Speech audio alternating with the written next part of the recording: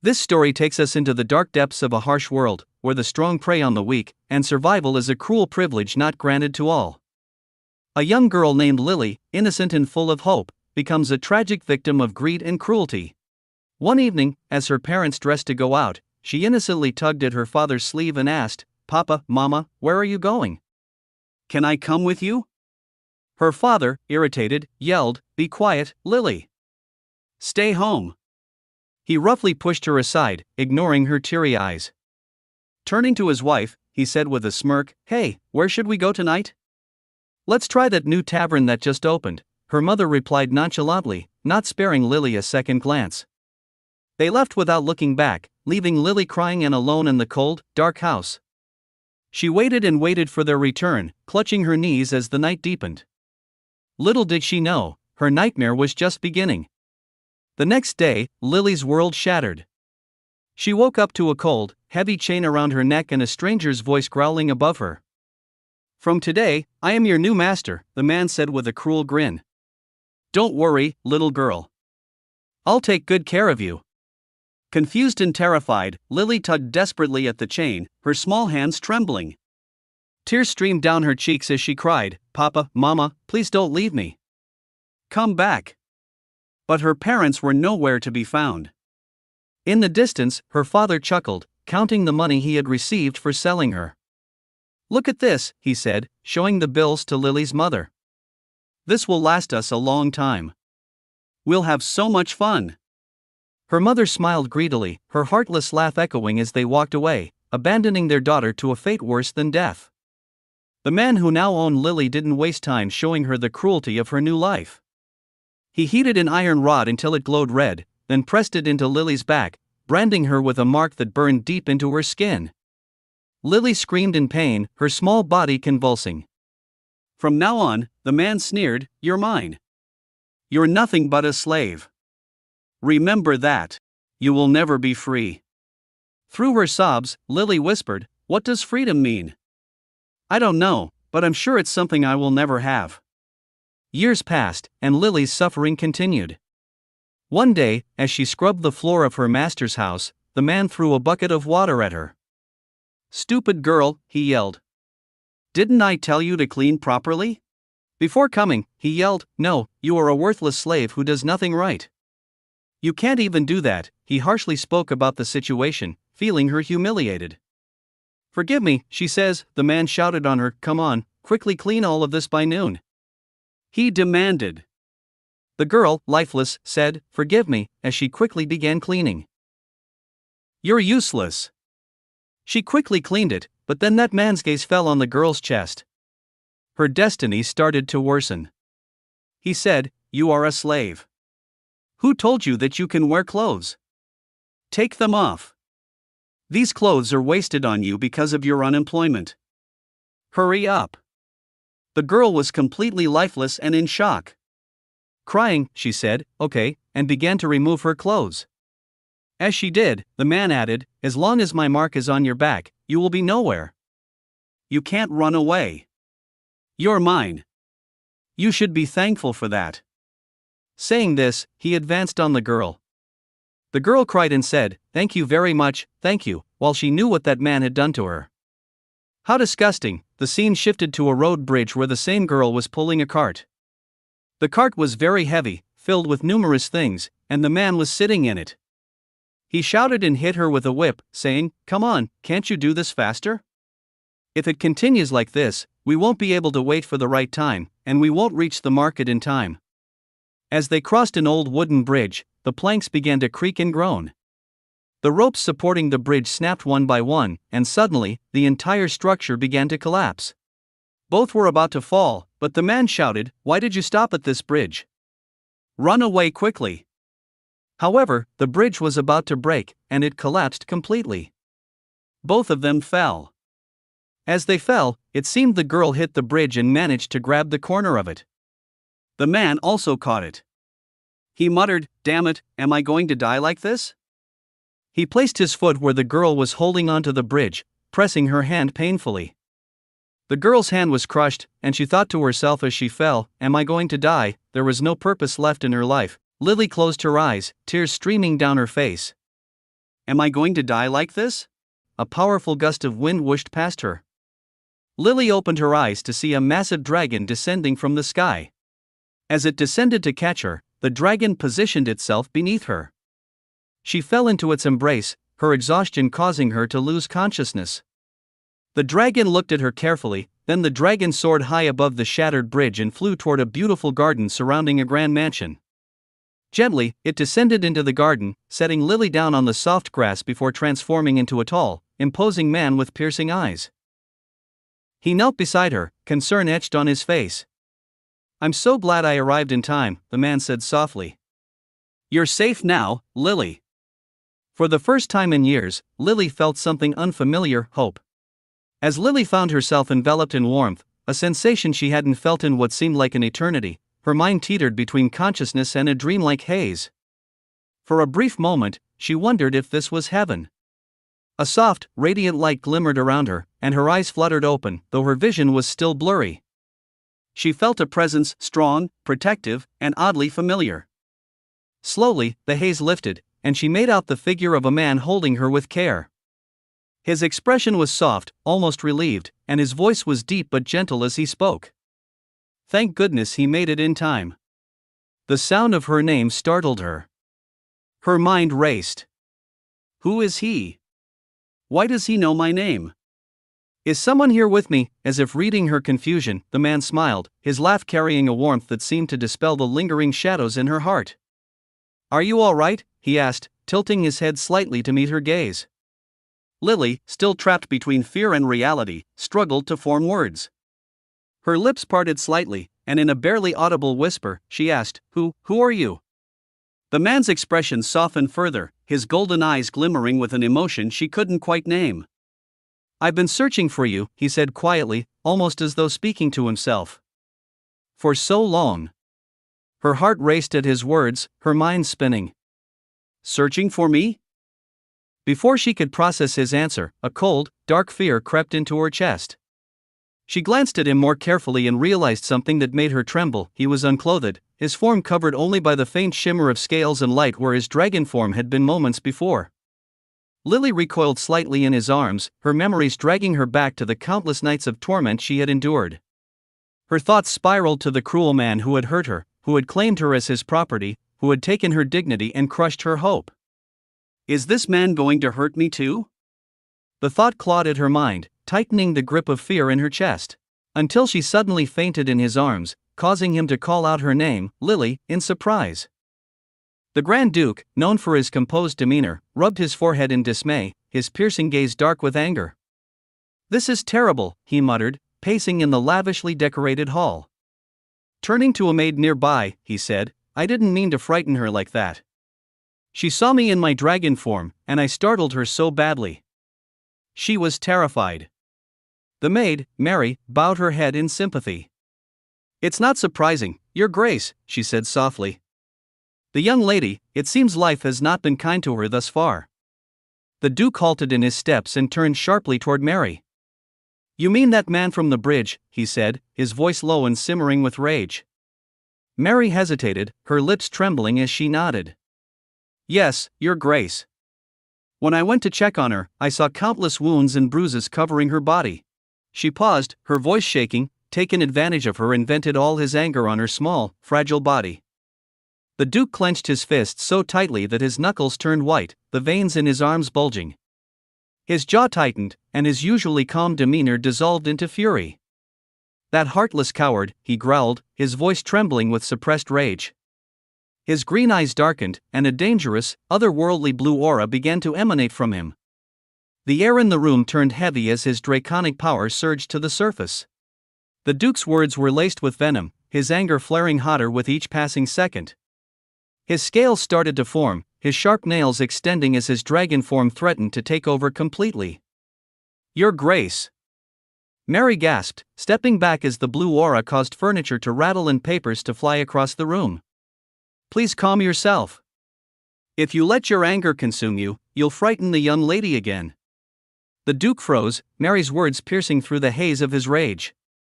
His glowing dragon eyes dimmed as he thought of Lily, small, trembling, and fragile in his arms. With a deep breath, he willed himself back into his human form, the scales receding and his aura calming. Mary let out a relieved sigh. Your Grace, your anger is justified, but please, be mindful. The young lady has already been through so much. The Duke exhaled slowly, his fists still clenched but his emotions now under control. You're right, Mary, he said, his voice quieter now. I let my emotions get the better of me. As Mary's mood darkened, she thought about Ortiz's struggles with controlling his emotions. When his feelings overwhelmed him, it was said to be the red dragon blood he had inherited from his father. Without realizing it, he would begin to shift into his draconic form, his transformation triggered by his inner turmoil. Mary reflected on the past. Now that I think about it, she mused. Her memories wandered to the time when Ortiz's mother had passed away.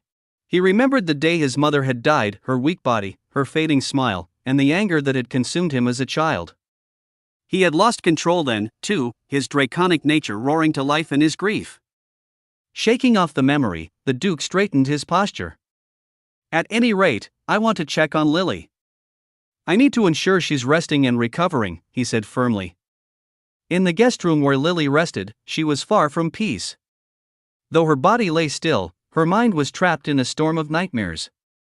In her dream, she stood before the cruel man who had branded her, his shadow looming over her. He sneered at her, his voice venomous as he grabbed her by the collar. How dare a slave like you talk back to me, he hissed. Lily, trembling, stammered, I'm sorry. I was feeling ill. Her voice was barely audible, but the man's expression only grew darker. Feeling ill, he mocked. As if I care how you feel. With a growl, the man raised his hand and slapped her hard across the face. Lily stumbled but didn't cry out. She had learned long ago that showing pain only made things worse. Her cheek throbbed, but she bit her lip and whispered, I'm sorry. The man wasn't done. He slapped her again, harder this time, his hand leaving a searing red mark on her face. Keep apologizing. That's all you're good for, he spat. Blood dripped from the corner of her mouth as Lily endured the blows, her tears falling silently. Her mind screamed for mercy, but she dared not speak again. Suddenly, the nightmare began to shift. The man's face faded into darkness, and Lily found herself falling into a void. She heard his voice echoing around her, You'll always be a slave, always mine. Lily jolted awake, her breath coming in sharp gasps. The last thing she remembered was falling from the bridge, thinking it was the end. A soft voice startled her. Are you all right, my lady? Lily turned sharply, her hands clutching the blanket. Standing near the door was a kind-looking maid named Mary, her expression filled with concern. Lily flinched slightly at her presence, unsure of her surroundings or what to expect. Where am I? She asked in a small voice, her fear evident. Mary smiled gently. You're in the Duke's estate, my lady. You were rescued by His Grace after the incident on the bridge. Lily's mind reeled. The Duke's estate? She looked down at her hands, trembling slightly. The bridge, the fall, the pain, and then, the dragon. Her memories were fragmented, but she vaguely recalled a figure, someone strong, someone who caught her before she could hit the ground. As her thoughts swirled, a tall figure stepped into the room. It was the Duke, Ortiz, standing beside Mary. His presence filled the room with quiet authority, but his expression was far from intimidating. Instead, there was a certain gentleness in his eyes as he looked at Lily. Lily grew fearful as she recalled a previous moment when she had seen him without clothes. The Duke spoke softly, his voice deep but calm. I owe you an apology for the state in which you first saw me. It wasn't my intention to frighten you. He paused, his gaze lowering. I know I must have startled you terribly. I'm sorry. Lily's heart raced. She could hardly comprehend the situation. The Duke, the man standing before her, was the dragon who had saved her? Her thoughts were jumbled, and her instincts told her to be cautious. Yet, there was something in his tone, something genuine, that made her pause. The Duke stepped closer but hesitated, maintaining a respectful distance. May I come closer? He asked, his tone careful, as if afraid of scaring her further. Lily blinked, unsure of how to respond. She gave a small nod, her voice barely above a whisper. Oh, okay. Ortiz moved forward slowly, lowering himself to her level as he knelt by her bedside. Thank you, he said sincerely. Allow me to introduce myself properly. I am Ortiz, the Duke and Captain of the Royal Knights. He paused, giving her a small, reassuring smile. May I know your name? Lily hesitated, her voice faltering as she answered, My name is Lily. Ortiz repeated her name softly, as if committing it to memory. Lily.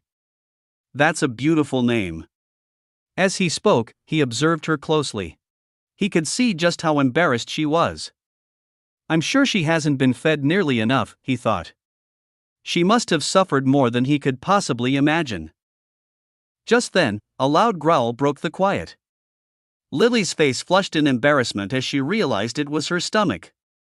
Ortiz chuckled lightly, the sound warm and unthreatening. It seems you're hungry. Is there anything in particular you'd like to eat? Lily blinked in confusion. The question caught her off guard.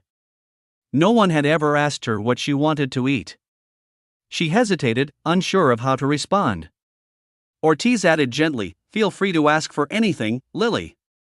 I don't mind. The word free echoed in her mind, and a dark shadow passed over her face. She clenched her hands tightly. Her voice wavered as she asked, Am I really free? Tears threatened to fall as she thought back to the man who had branded her, who had called her his property, who had told her she would never escape. Lily didn't know how to respond. The concept felt so foreign to her, so distant. She hesitated before finally whispering, warm soup. Can I have that? Ortiz smiled and stood. Of course. I'll have it prepared immediately. A short while later, Lily sat at a table in a small but cozy dining room. A bowl of steaming soup was placed in front of her, and she stared at it, wide-eyed. The rich aroma filled her senses, and for a moment, she was too stunned to move. Ortiz watched her from across the table, his expression soft. I hope it's to your liking, he said. Lily blinked, her hands trembling as she picked up the spoon. She took a small sip, and her eyes widened in astonishment. The warmth of the soup spread through her body, comforting and unfamiliar. She hadn't tasted anything like this before. This is for me, she whispered, her voice filled with disbelief. She looked up at Ortiz, her eyes glistening with tears. Of course, Ortiz replied. You can have as much as you'd like. Lily took another sip, her hands shaking slightly. Tears began to stream down her face as she mumbled, It's warm and full. Her mind drifted back to her past, her life as a slave, where she was fed scraps barely fit for consumption. She remembered walking through the market one day, seeing a family enjoying a meal together. They had soup, something that seemed so simple and ordinary. She had stared at them, thinking, That's something I'll never have. And now, here she was, sitting at a table, eating soup made just for her. For the first time in years, she felt a glimmer of something she hadn't dared to hope for, kindness. Lily sat at the large dining table, munching quietly on the meal before her. It was her third day at the Duke's mansion, and every meal seemed like a dream, warm, plentiful, and served just for her. She had never known this kind of kindness. Ortiz watched her from across the table, a small smile playing on his lips. Her tiny frame contrasted with her large bites, and her earnest focus on her food made him chuckle softly to himself. She has such a small mouth, but she takes such big bites, she's so cute, he thought. As Lily wonders why he's so happy. You can have as much bread and dessert as you like, Ortiz said gently, his voice carrying a tone of warmth. Lily blinked up at him, slightly startled, as if the concept of being allowed to eat as much as she wanted was entirely foreign to her. As much as I like, she repeated in a soft, almost disbelieving voice. At that moment, Mary, the maid, stepped forward and placed a tray of cookies on the table in front of Lily. Here you go, my lady, Mary said with a kind smile. Lily hesitated for a moment, staring at the cookies. She had never seen such beautifully baked treats before. Her small hand slowly reached out and picked up a cookie. She turned it over in her hand, examining its perfect shape, before taking a tentative bite. Her eyes widened in astonishment as the sweet, buttery flavor filled her mouth. She couldn't hold back a small hum of delight. She nibbled on the cookie with a shy smile, savoring each bite. A fleeting thought crossed her mind. Is this what happiness feels like? Ortiz observed her closely, noticing her reaction. Do you like it? He asked, his voice filled with quiet amusement. As she glanced at Ortiz, she couldn't help but think about how kind he was being to her. The man she once knew, the cruel, violent man who branded her and treated her as less than human, was nothing like this. Why is he being so kind to me? She wondered. Ortiz noticed her thoughtful expression and leaned forward slightly, resting his elbows on the table. Lily, he said, his voice steady but gentle, I believe you're recovering well. Shall we talk for a bit? Talk, about what? She asked cautiously. Do you remember when you fell from the cliff? Ortiz asked, his gaze steady but not pressing. Lily froze for a moment, the cookie lowering from her lips as her memories stirred. The terrifying fall from the bridge flashed through her mind, the feeling of helplessness, the thought that her life was about to end. She blinked and looked at Ortiz, realizing that he must have been the one who saved her. Her cheeks turned pink as she remembered waking up in his arms, unclothed and vulnerable. You were the one who saved me, she said softly, more of a statement than a question. Ortiz smiled gently. Yes, I was fortunate to be there in time. Lily, you have two choices now, he said, his tone serious but kind. The first is to return to the life you came from, if that is what you wish. His words hung heavily in the air as Lily's eyes widened, her heart sinking. Go back? Back to that life of pain and suffering? Back to being a slave. Ortiz noticed the panic flickering in her eyes and added, but there's also another option. You can stay here. You're free to live as you wish, for as long as you want. Lily stared at him in disbelief. Free, she repeated, the word feeling foreign and heavy on her tongue. She had heard that word before but never believed it applied to her. Her whole life, she had been told she was a slave, that she would never be free, that her life belonged to her master. I have to go back to my master, back to that life. As Ortiz flinched, he ordered Mary to prepare his special meal for Lily, hoping to ease her panic. Mary, the maid, handed her a warm meal. This is his favorite dish, Mary said.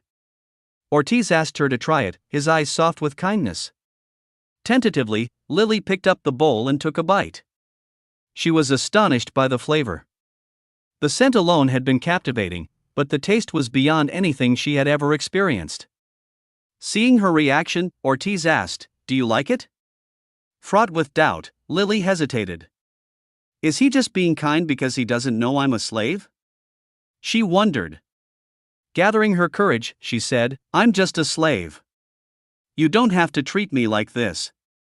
Ortiz's expression didn't falter. I know, he replied calmly, surprising Lily. Her mind raced, wondering why he wasn't bothered. Does it really not matter to him? I want to do things like this for you, Ortiz said with a sincerity that startled her. You should do as you like. His words struck a chord within Lily. It was the first time someone had told her that her desires mattered. She looked at him, unsure of how to respond.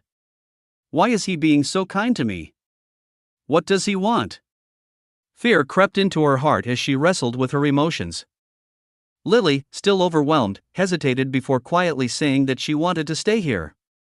Ortiz's face lit up with happiness at her words, but his expression faltered when she added, But I can't stay here forever. Confused, Ortiz asked, Why?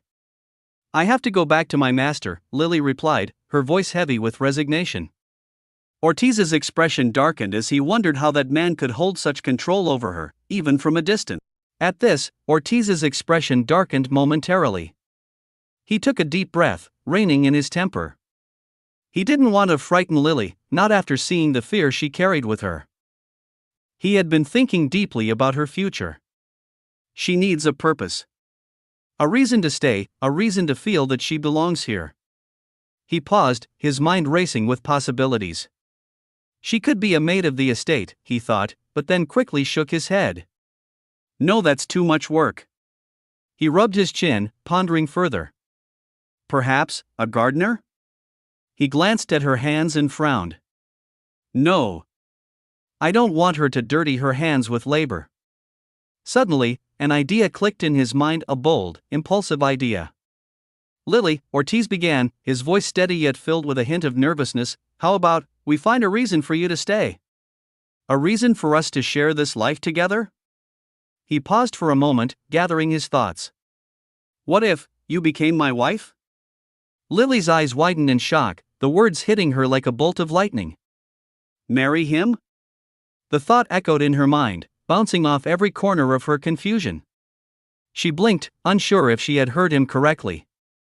Did he just propose? Her heart raced as she tried to make sense of his words. As he thought, if she marries him, she can stay here forever.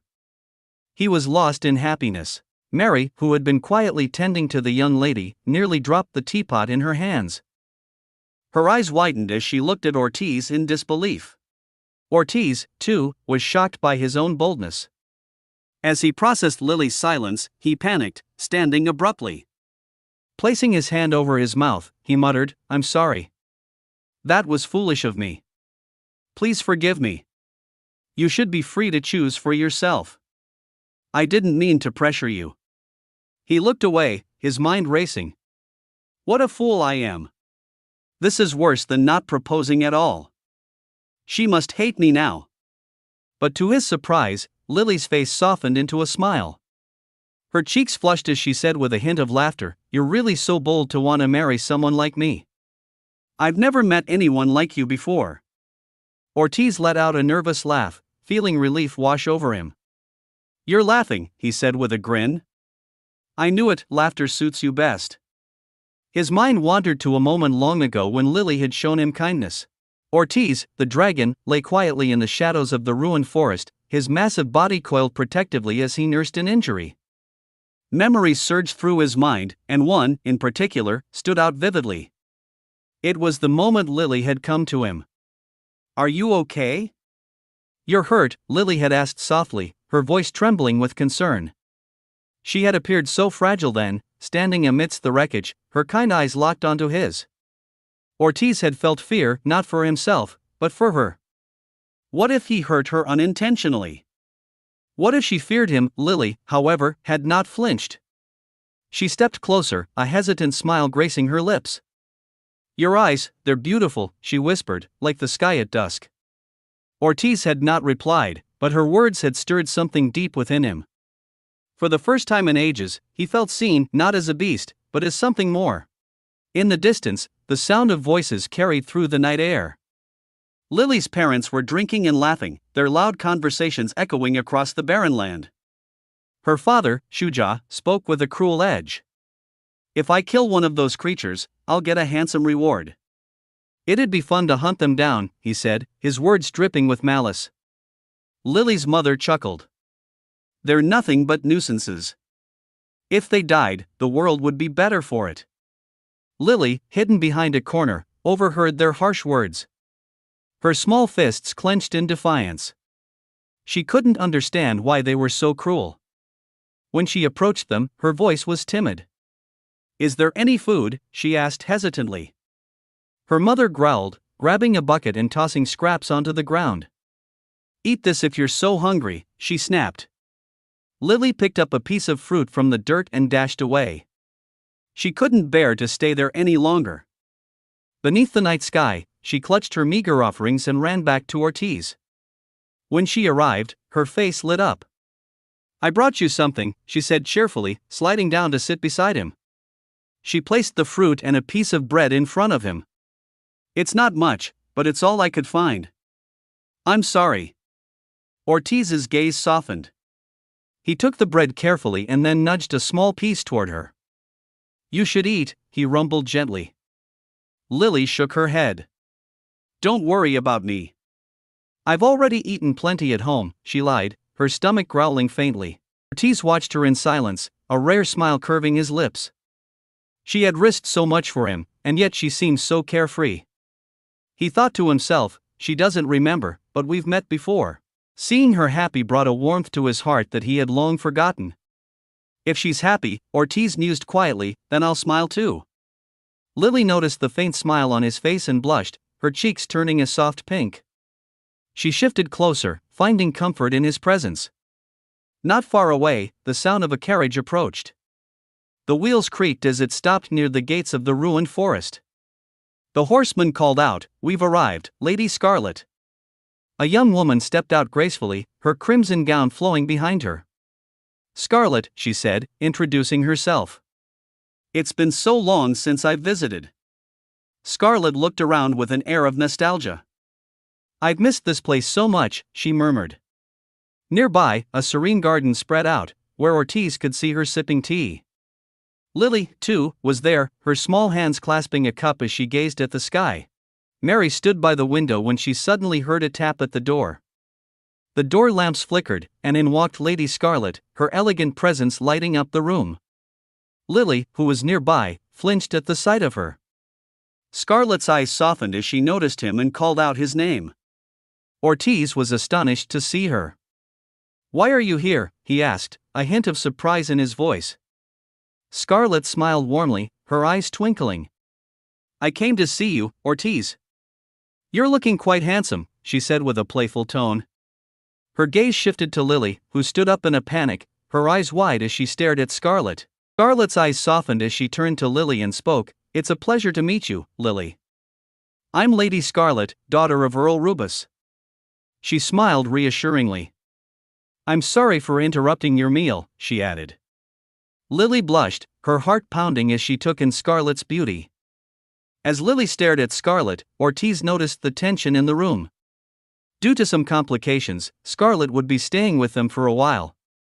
Ortiz placed a reassuring hand on Lily's shoulder and said, "Lily, please introduce yourself." Lily was nervous, her voice shaking as she spoke. "I'm very sorry for being rude," she said, quickly adding, "My name is Lily." Scarlet's expression softened as she reached out and gently took Lily's hand. "You don't have to apologize so much," she said with a kind smile. Lily's cheeks flushed, and she looked down, embarrassed. Scarlet then said, "That's right. I brought some tea for us to enjoy together." Ortiz watched this interaction closely, his expression unreadable. Scarlet glanced at Ortiz and said, "These are a symbol of appreciation for your attendance at the upcoming ball," referring to the small gifts she had brought. Ortiz nodded, acknowledging her gesture. "You didn't have to go out of your way to bring them personally, but thank you very much." Scarlet smiled warmly as she spoke, but her tone carried a subtle air of arrogance that Lily couldn't help but notice. Lily thought about how Scarlet was so dazzling and elegant, qualities that seemed so different from herself. Ortiz, who was nearby, caught her attention with his distinguished demeanor and wondered if Scarlet had invited him because of his importance, though he was nothing like her. Lily's thoughts were interrupted when Scarlet's eyes narrowed as she gave Lily a sly smile. She reached out, taking Lily's hand in a sudden gesture and said, "Lily, let's be friends." The words left Lily in shock. As both Lily and Scarlet sat at the tea table, Scarlet spoke, "These are my favorite sweets." Lily glanced at them, then at Ortiz, who sat beside her, offering her a reassuring smile. Lily took a bite, her cheeks flushed with gratitude. "Thank you so much," she said softly. "Why did you want to be my friend?" she finally asked, her voice trembling slightly. Scarlet's eyes twinkled.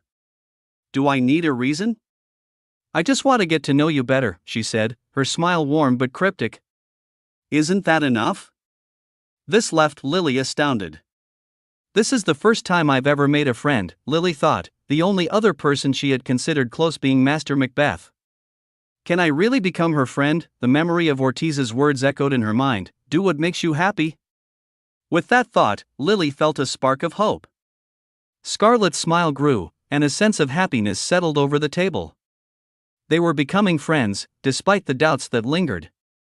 But as Scarlet watched Lily, her thoughts were not as innocent. She's just a commoner who doesn't even know how to curse properly.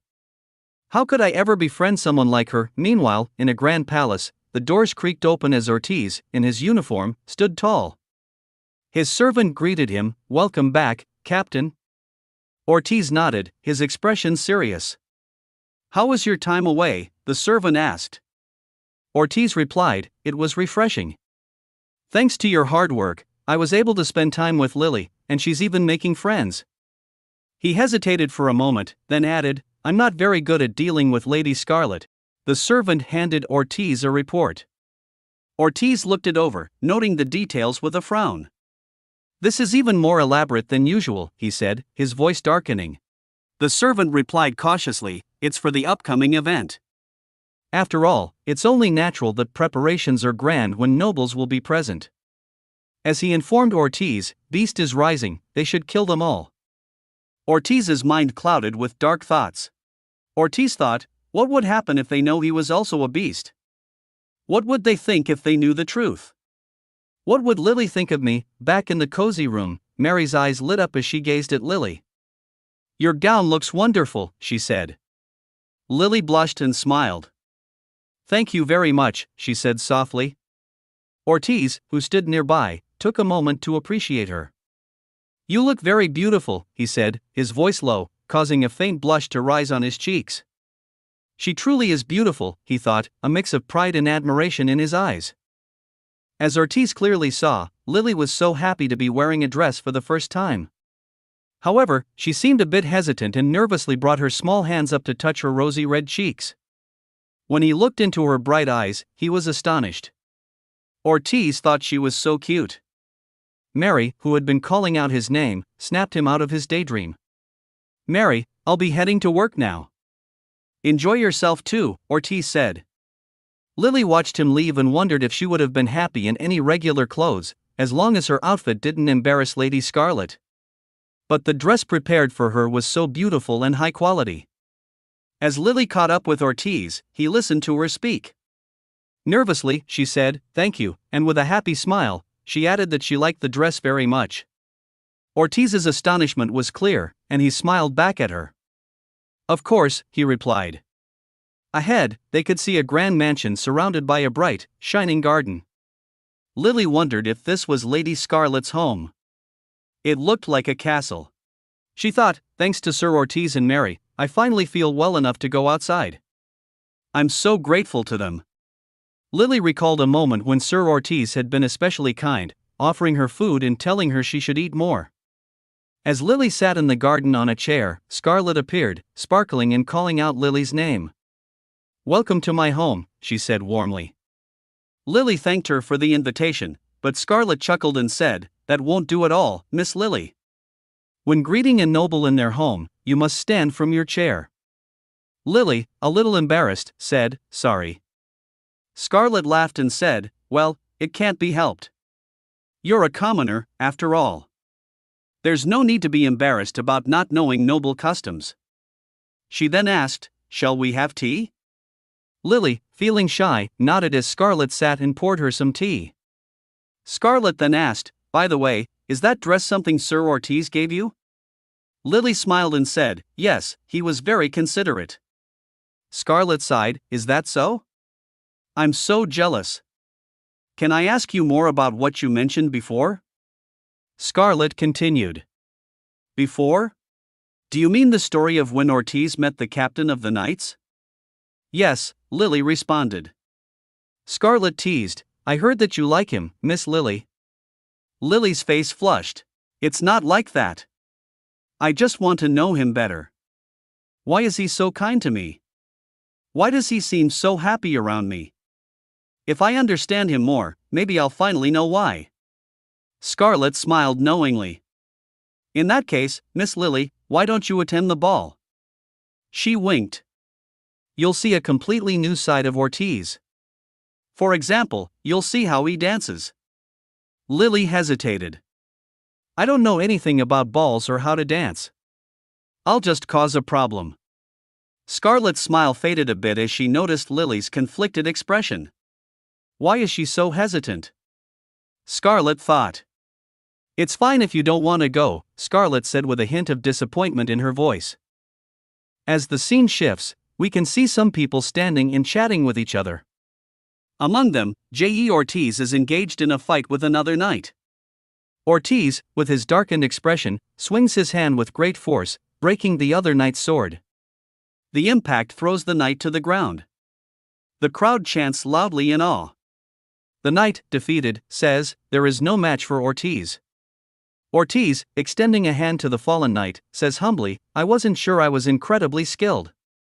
I was simply trained regularly, and not everyone can surpass consistent practice." The knight, accepting Ortiz's hand, replies, "That reminds me of a rumor going around. Ortiz, curious, asks, a rumor? The knight explains, there's talk about Lady Lily wanting to attend the ball, but she's conflicted. The scene shifts to Lily.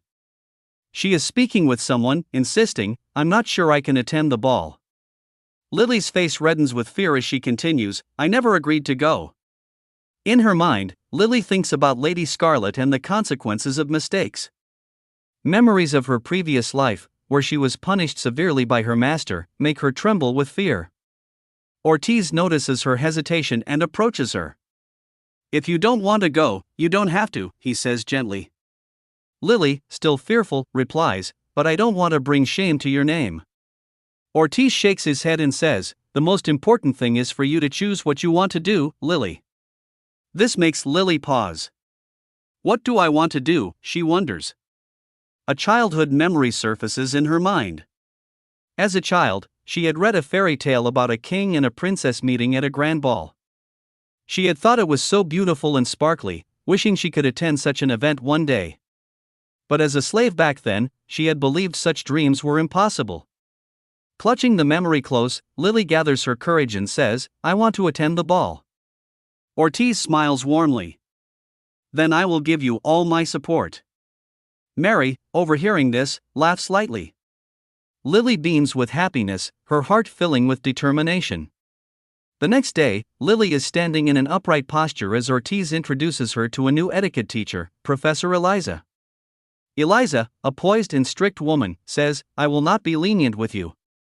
Please ensure you are prepared. Lily nods earnestly. Thank you very much for instructing me, she says.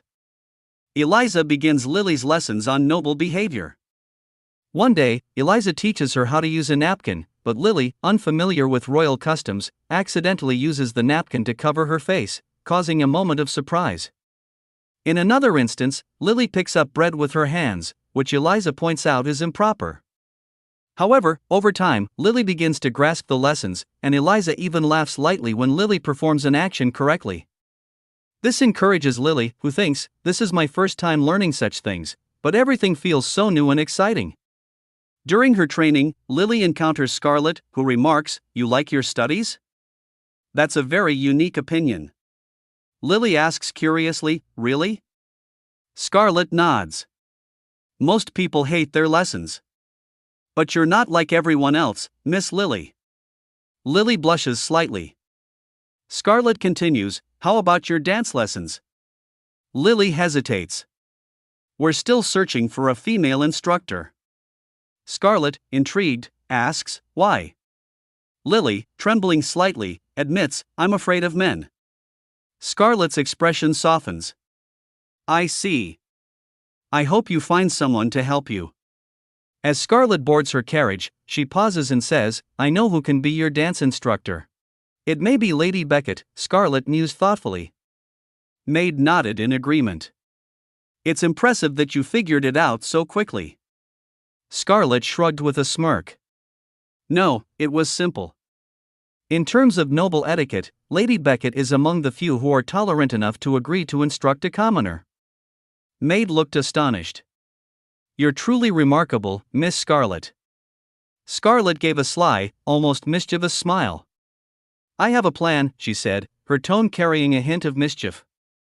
She instructed her maid to inform Lady Beckett that Miss Lily had supposedly found someone else to be her dance instructor. Scarlet chuckled to herself, clearly amused by her own cunning strategy. Meanwhile, Lily is anxious about her upcoming dance lessons. She borrows a book from her etiquette instructor, hoping to learn more, but her nerves cause her to doubt herself. What if I step on their foot? She frets. Mary, noticing Lily's distress, reassures her. Young lady, your instructor will be here soon. Are you all right? Lily nods hesitantly, inwardly telling herself, I'll be okay. As Mary spoke, she reassured Lily, you have been working very hard. I believe you'll learn how to dance in no time. She gave Lily a warm smile. Seeing Mary's smile comforted Lily, though panic still gnawed at her. Just then, a man arrived and introduced himself as her dance instructor.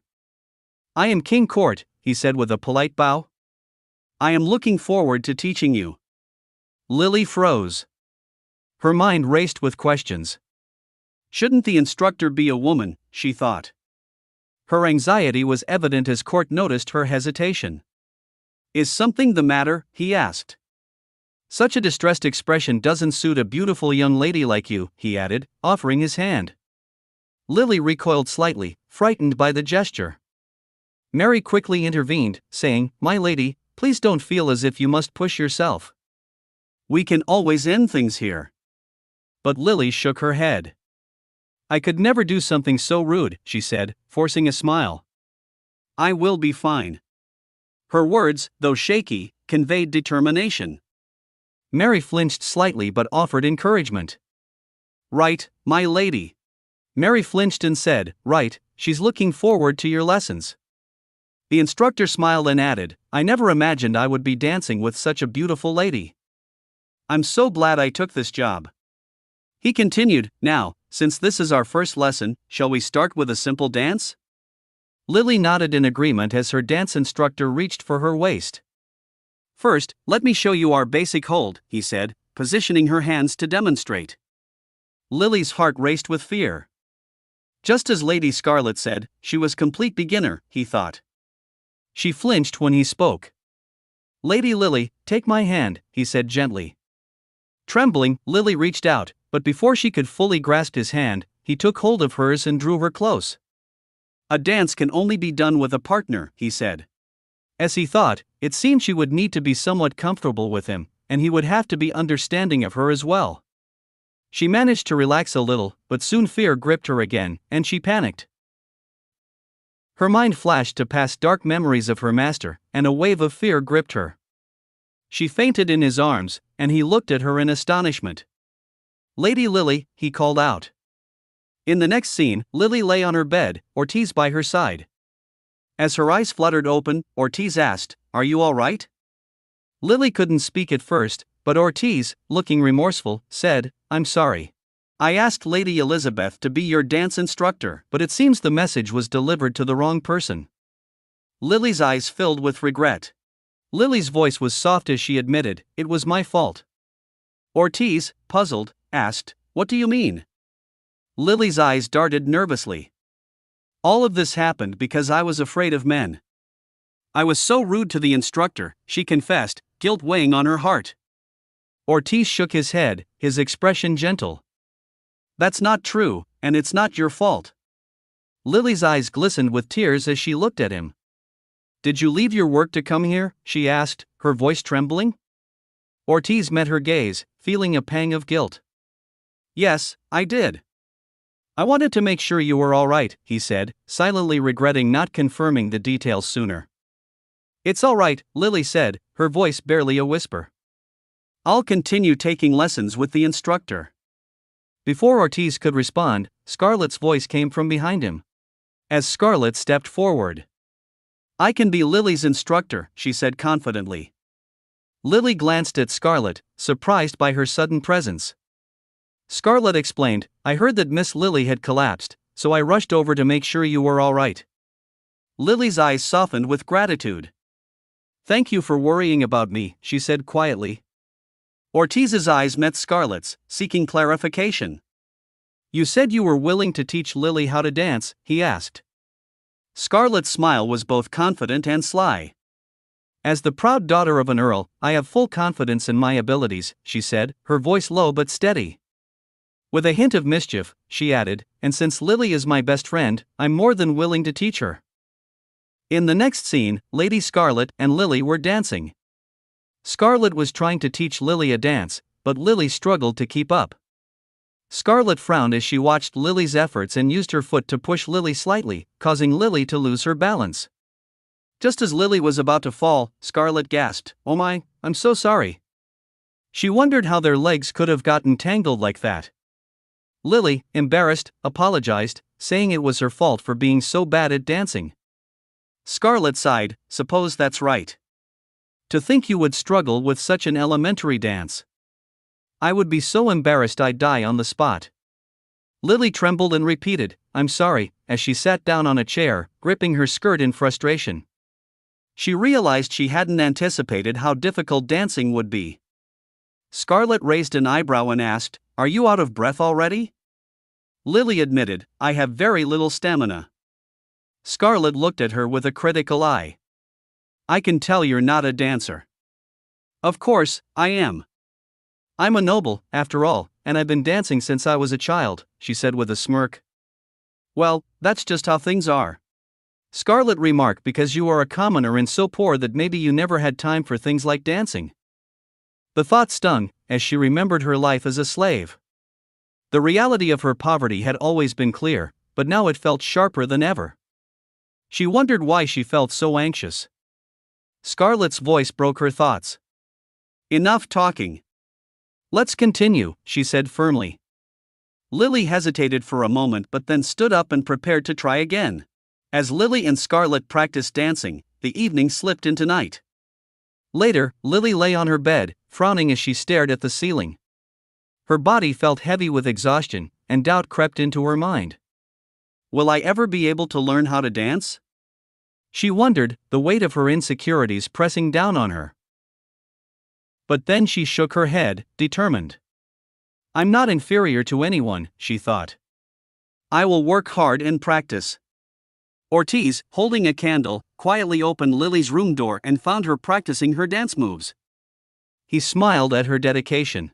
The next day, Scarlett watched Lily dance with astonishment. Lily moved gracefully, her steps far more precise than before. Scarlett, unable to hide her surprise, asked, Lily, how is this possible? You were struggling so much last time. How did you improve so quickly?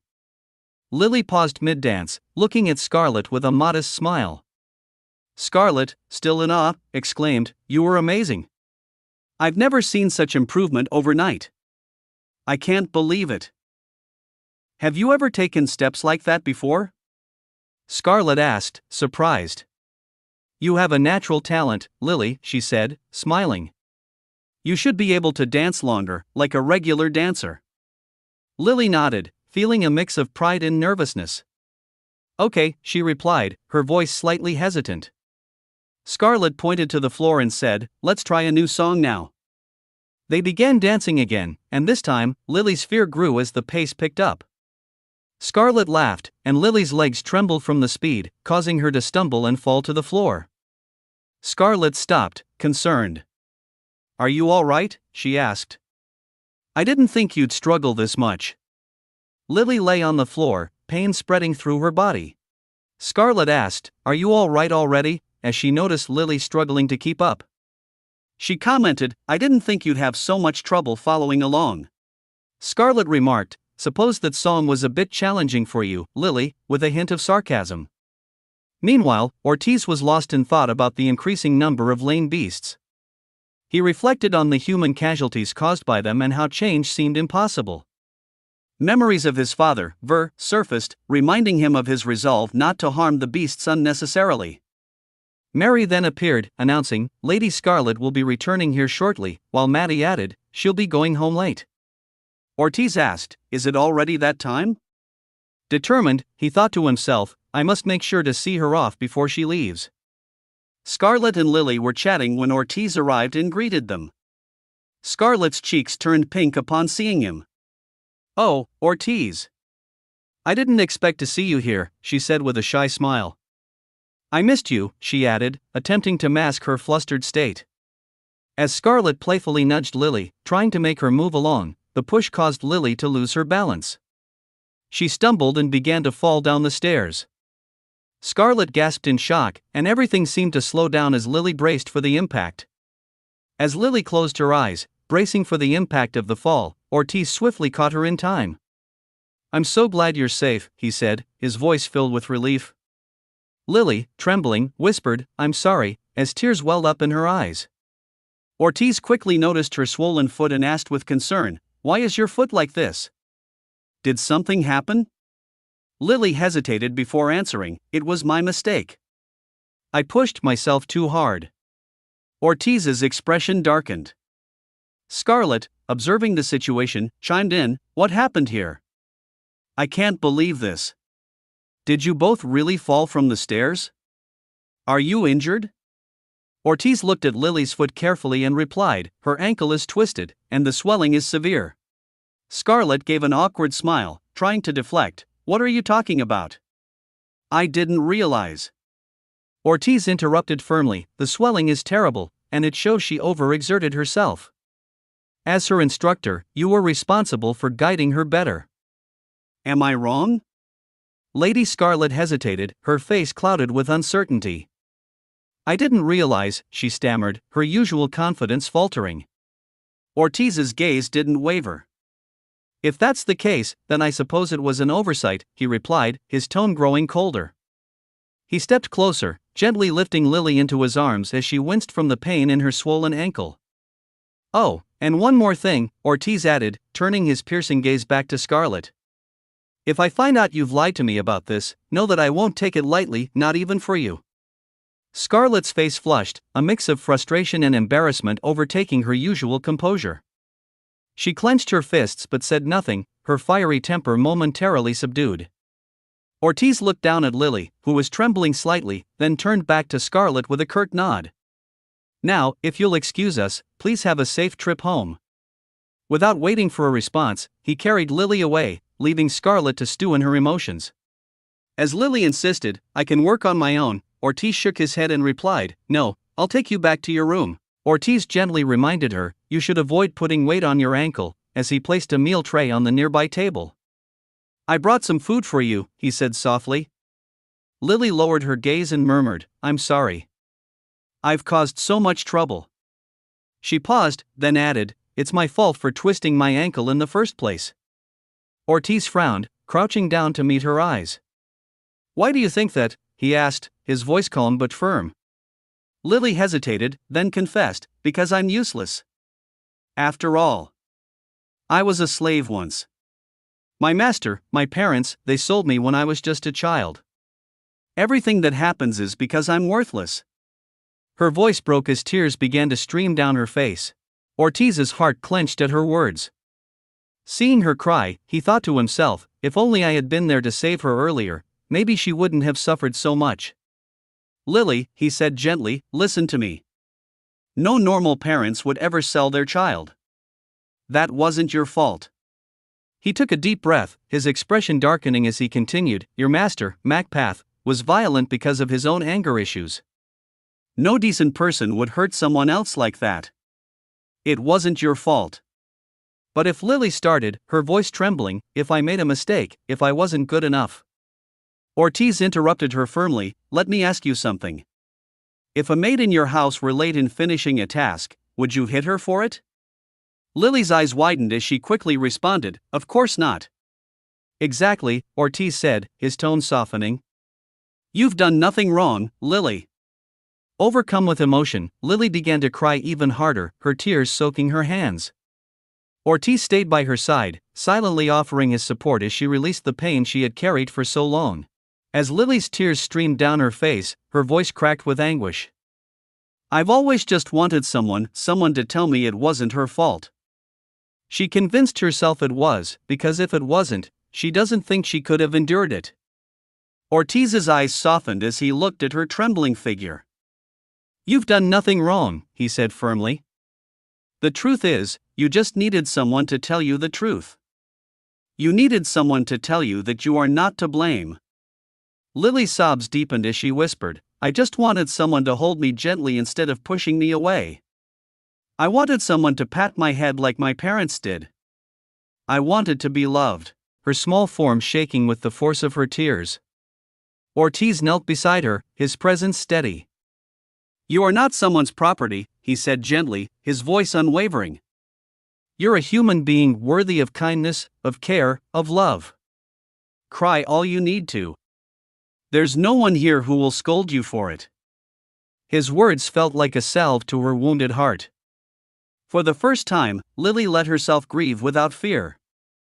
Her tears slowed eventually, and exhaustion overtook her. She drifted off into sleep, her sobs softening into peaceful breaths. When Lily awoke, she rubbed her eyes and looked around, still groggy from sleep. Did I cry myself to sleep? She murmured to herself, feeling a faint twinge of embarrassment. I wondered, did I bother him? Her thoughts lingered on Ortiz, but she noticed she felt strangely lighter. She took a deep breath and sat up. I should thank him, she resolved, the corners of her lips curving up slightly. Later, in the kitchen, Mary was busy preparing food when the sound of footsteps caught her attention.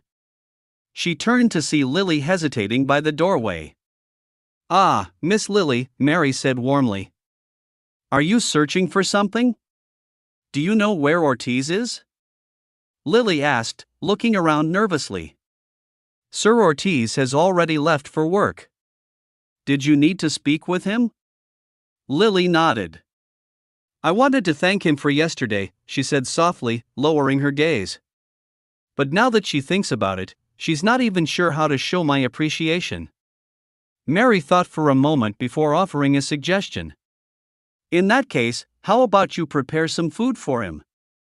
A heartfelt meal would certainly convey your thanks." Lily blinked in surprise at the idea but nodded. "I'll try," she said earnestly, stepping into the kitchen. As Lily worked in the kitchen, Mary watched her with an approving eye. "You're quite skilled at this," Mary commented. Lily smiled faintly, her hands deftly chopping and mixing. "I had to cook every day before, it was never something she enjoyed back then," she admitted. "But now she guesses it feels nice to do it this way. It feels purposeful." Mary nodded, her tone encouraging. "I'm sure Sir Ortiz will be grateful for your effort." Lily hesitated for a moment, her lips twitching into a shy smile. "I hope so," she murmured. When Ortiz returned later that day, his eyes widened in shock as Lily presented him with a beautifully prepared meal.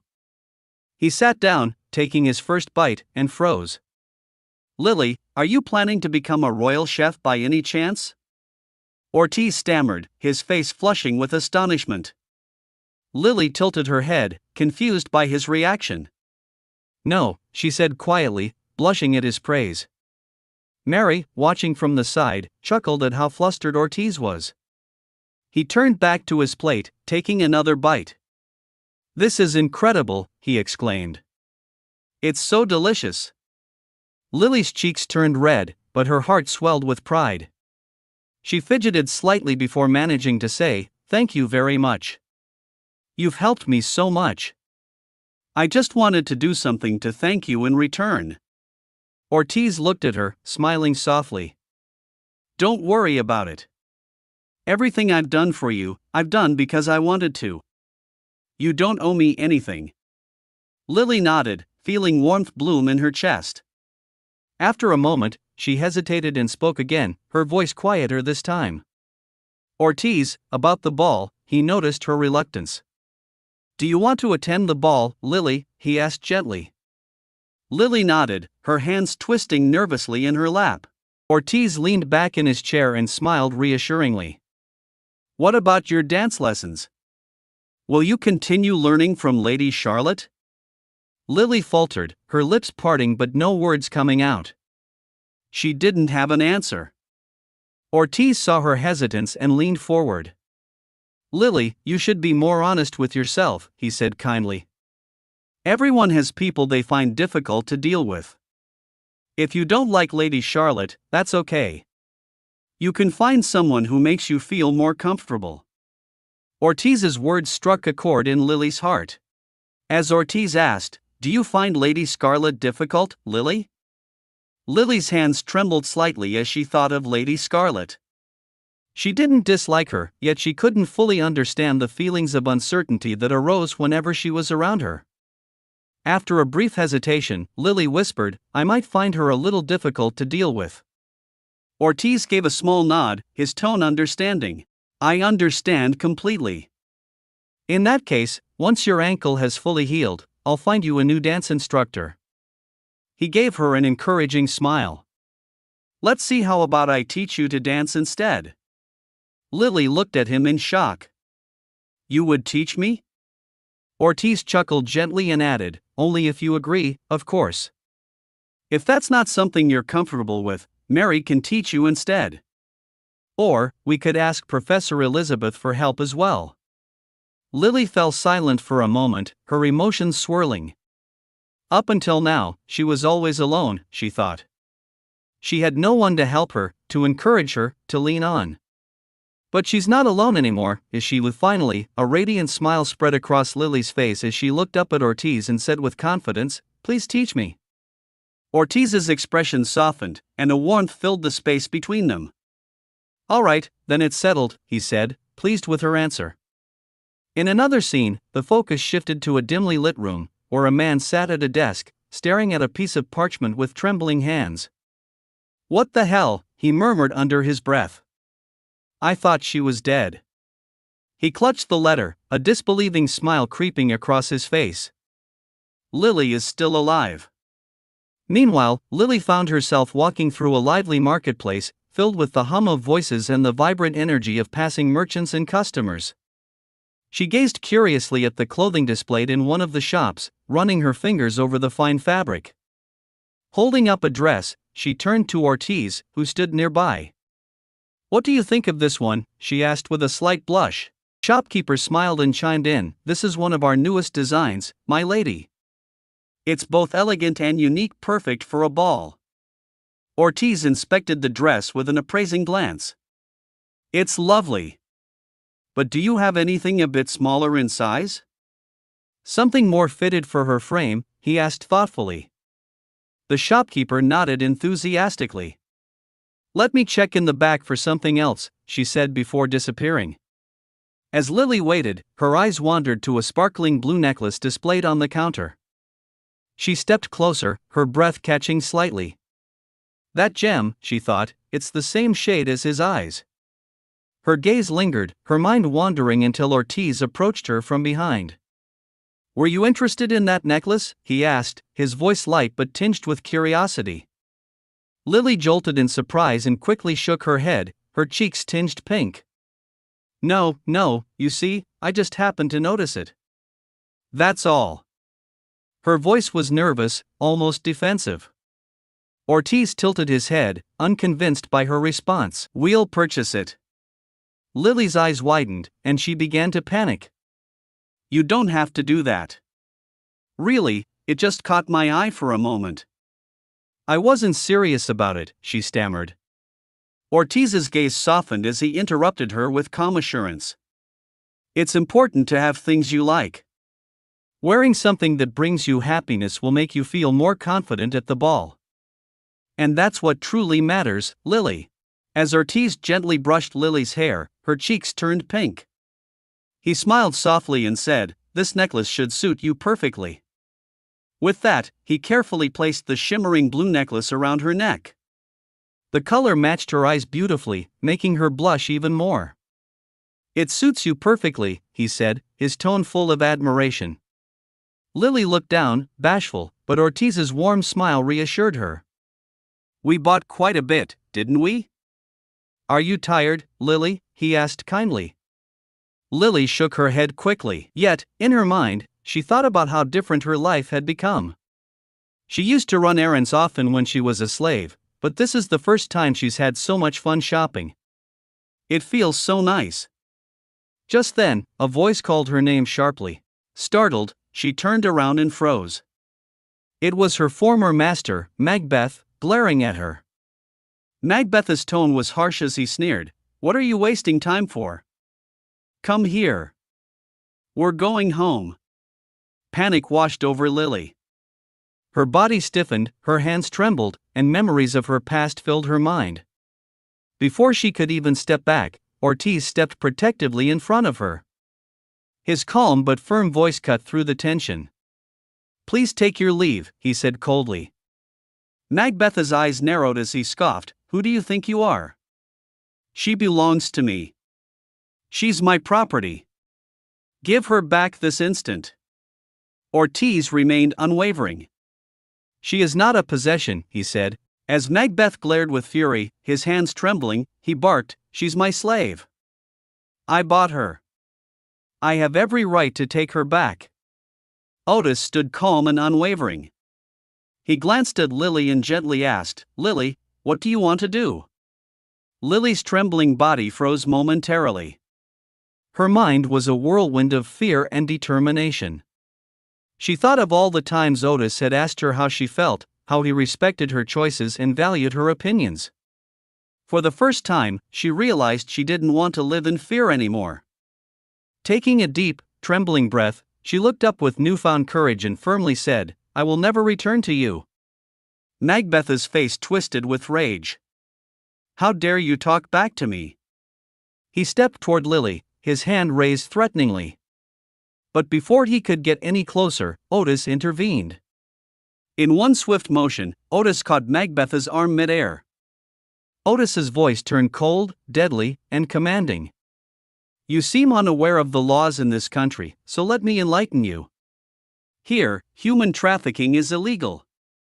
Furthermore, with the inhumane treatment you inflicted on her, do you have any idea how many crimes would come to light under investigation?" His grip on Macbeth's arm tightened briefly, sending a clear warning. Macbeth flinched, fear flickering in his eyes. Pulling his arm back with a shudder, he took a step away. Still, he couldn't resist snarling his parting words, "You will regret this. You'll be sorry for crossing me." As Macbeth stormed off in a fit of frustration, Otis turned his attention back to Lily. His expression softened immediately. "Are you all right?" he asked, his tone now filled with care and concern. Lily stood there, looking at Macbeth's retreating form. The man who had once controlled every aspect of her life, the man she used to fear above all else, now seemed so small, so weak. Otis silently observed her reaction and thought, "She'll be just fine. Lily has strength in her, more than she realizes. He knows she'll find her own way and pursue her dreams of her own free will." In the next scene, we see Lily preparing for the grand ball. Otis entered the room and asked gently, "Lily, are you ready for the ball?" Lily turned to face him, dressed in a beautiful gown that shimmered like starlight. Otis's gaze softened as he took in her appearance, his voice full of admiration. "You look beautiful," he said sincerely. Lily's cheeks flushed a light pink, and she smiled shyly. As they approached the grand hall doors, Lily hesitated, her nerves beginning to overtake her. Her palms were clammy, and her heart pounded in her chest. "It's finally time for the ball," she thought, panicking internally. Sensing her unease, Otis gently placed his hand over hers, grounding her. "Don't worry," he said softly.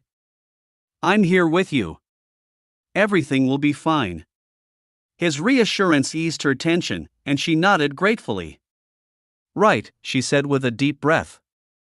Taking her hand, Otis smiled warmly and said, "We've come this far. Let's enjoy ourselves." The grand doors creaked open, revealing the breathtaking sight of the ballroom.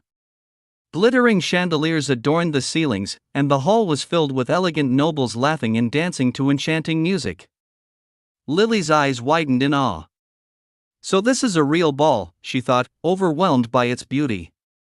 "It's exactly like the dreams she had as a child." "Oh, Sir Otis has arrived," one noblewoman whispered excitedly. "And look, he brought a young lady by his side," another remarked, intrigued. As Lily hesitantly took in her surroundings, a familiar voice called out warmly, "Welcome to the Revel Ball." Lily turned to see Lady Scarlet approaching with a graceful smile. "I must apologize for keeping you waiting," Lady Scarlet said, her presence commanding attention. As Lily nervously adjusted her posture, Lady Scarlet approached them with her graceful smile. "Good evening, Sir Ortiz," she said warmly, before turning her gaze to Lily. "Ah, Miss Lily, you're here as well. My apologies, I hardly noticed your presence. It's as if you blend so seamlessly into the surroundings." Lily flushed but quickly bowed politely. "Not at all, Lady Scarlet. I'm glad we could meet again." "Thank you very much for inviting us here tonight," she said with a faint smile. Lady Scarlet studied her for a moment, her expression unreadable, before replying, "I'm pleased to hear that. I didn't offend you." She gestured elegantly toward the hall. "Please, enjoy yourself tonight. It is my hope that you'll come to love these grand festivities as much as I do." Lady Scarlet observed Lily and thought to herself, "It seems she has finally learned the proper way to bow. But that's too bad." Her expression remained unreadable as she turned. As a man suddenly approached to Sir Otis. Sir Otis addressed him respectfully. Lord Beat, my apologies for the inconvenience caused to your daughter regarding the dance lessons, he said politely before the conversation could continue. Another man approached Lily with a smile. Bowing with a polite smile. Please excuse me, Miss Lily, he began. May I have the honor of this dance? Lily froze. Panic coursed through her veins as her mind raced. A dance. She knew she would have to dance at the ball, she thought. But with a strange man? Her body trembled, and her hands shook visibly. Lady Scarlet stepped closer, her tone matter-of-fact. Miss Lily, she said firmly, it is rude to refuse a gentleman's invitation to dance at a ball. If you do, it might harm your reputation and ours as well. Lily's heart sank. She gulped and nodded hesitantly. She cannot bring shame to Sir Ortiz or Lady Scarlet. She must accept, she thought. With trembling hands, she allowed the man to take her hand. The man, blessing Lily with a warm smile, thanked her graciously for accepting his invitation to dance. He held her hand gently as they moved onto the ballroom floor. From afar, Sir Otis observed quietly, his brow slightly furrowed with concern. It's good that she's facing this, he thought, but he can tell she's still scared of other men. Lady Scarlet, watching from the sidelines, approached Sir Otis with a graceful air and said firmly, Sir Otis, I suggest you dance with her after this. Otis glanced at her, unsure. But before he could respond, Lady Scarlet continued, it will put her at ease. She clearly needs someone familiar to guide her through this overwhelming night. Otis nodded reluctantly, knowing Lady Scarlet's suggestion was wise, though he still felt uneasy seeing Lily trembling as she moved stiffly with her dance partner. Music filled the grand ballroom, and the other guests danced elegantly across the floor. Lily desperately tried to focus. It's okay, she thought, repeating it over and over to herself. He's not Macbeth. It'll be fine. But in the next moment, Lily accidentally stepped on her partner's foot. She gasped in horror and said tremblingly, I am so sorry. The man chuckled kindly, his tone patient. It's all right, Miss Lily. Don't worry about it. However, whispers from the crowd at the edges of the ballroom were less forgiving. Some onlookers laughed softly among themselves. Look at her timing, her form, one guest sneered. There are no words for how awful it is. Lady Scarlet, watching nearby, noticed the judgmental stares and Lily's struggles. She smirked lightly to herself, pride flickering in her eyes. She looks absolutely pitiful next to me, she thought. A group of noble ladies in the corner whispered among themselves. But look at Lady Scarlet. Just look at the way she dances, elegance incarnate. Lady Scarlet internally laughed. And that's why I always win, she thought. At the end of the song, that was a wonderful dance, wasn't it, she said with a thin smile. The man released Lily's hand, bowing slightly. Thank you very much for the dance, Miss Lily, he said, his tone kind but tinged with concern. You were lovely, Miss Lily, he said with sincerity. Are you okay? You seemed a little nervous. It's perfectly understandable for your first time at a ball. Blushing, he added softly, still, I had a lot of fun. Thank you. Lily blinked in surprise at the unexpected compliment, but before she could respond, Otis approached quickly. I'm sorry for interrupting, he said curtly. She hasn't been feeling well. I think it would be best if she took a moment to rest. The man nodded politely. Of course. Otis gently led Lily away, asking quietly, Are you all right? Outside the ballroom, under the cool night sky, Otis glanced at Lily, his expression a mixture of worry and guilt. Have you calmed down a bit? He asked. I'm sorry. Maybe it was too early to bring you to the ball. Shall we head back home? As Lily smiled softly, she said, I danced with him until the end of the waltz. Ortiz observed her with admiration, a protective warmth rising in his heart. He thought he needed to protect her forever, he mused. But that's not right. Lily has been fighting for herself all along. What an incredibly strong woman. Ortiz leaned closer, his kind expression drawing Lily's attention. Did you have fun during your first dance? Lily hesitated for a moment, shyly responding, "Oh." She was so flustered that she didn't really think about having fun. Ortiz chuckled lightly. Then, he said, offering her his hand, "Shall we try again?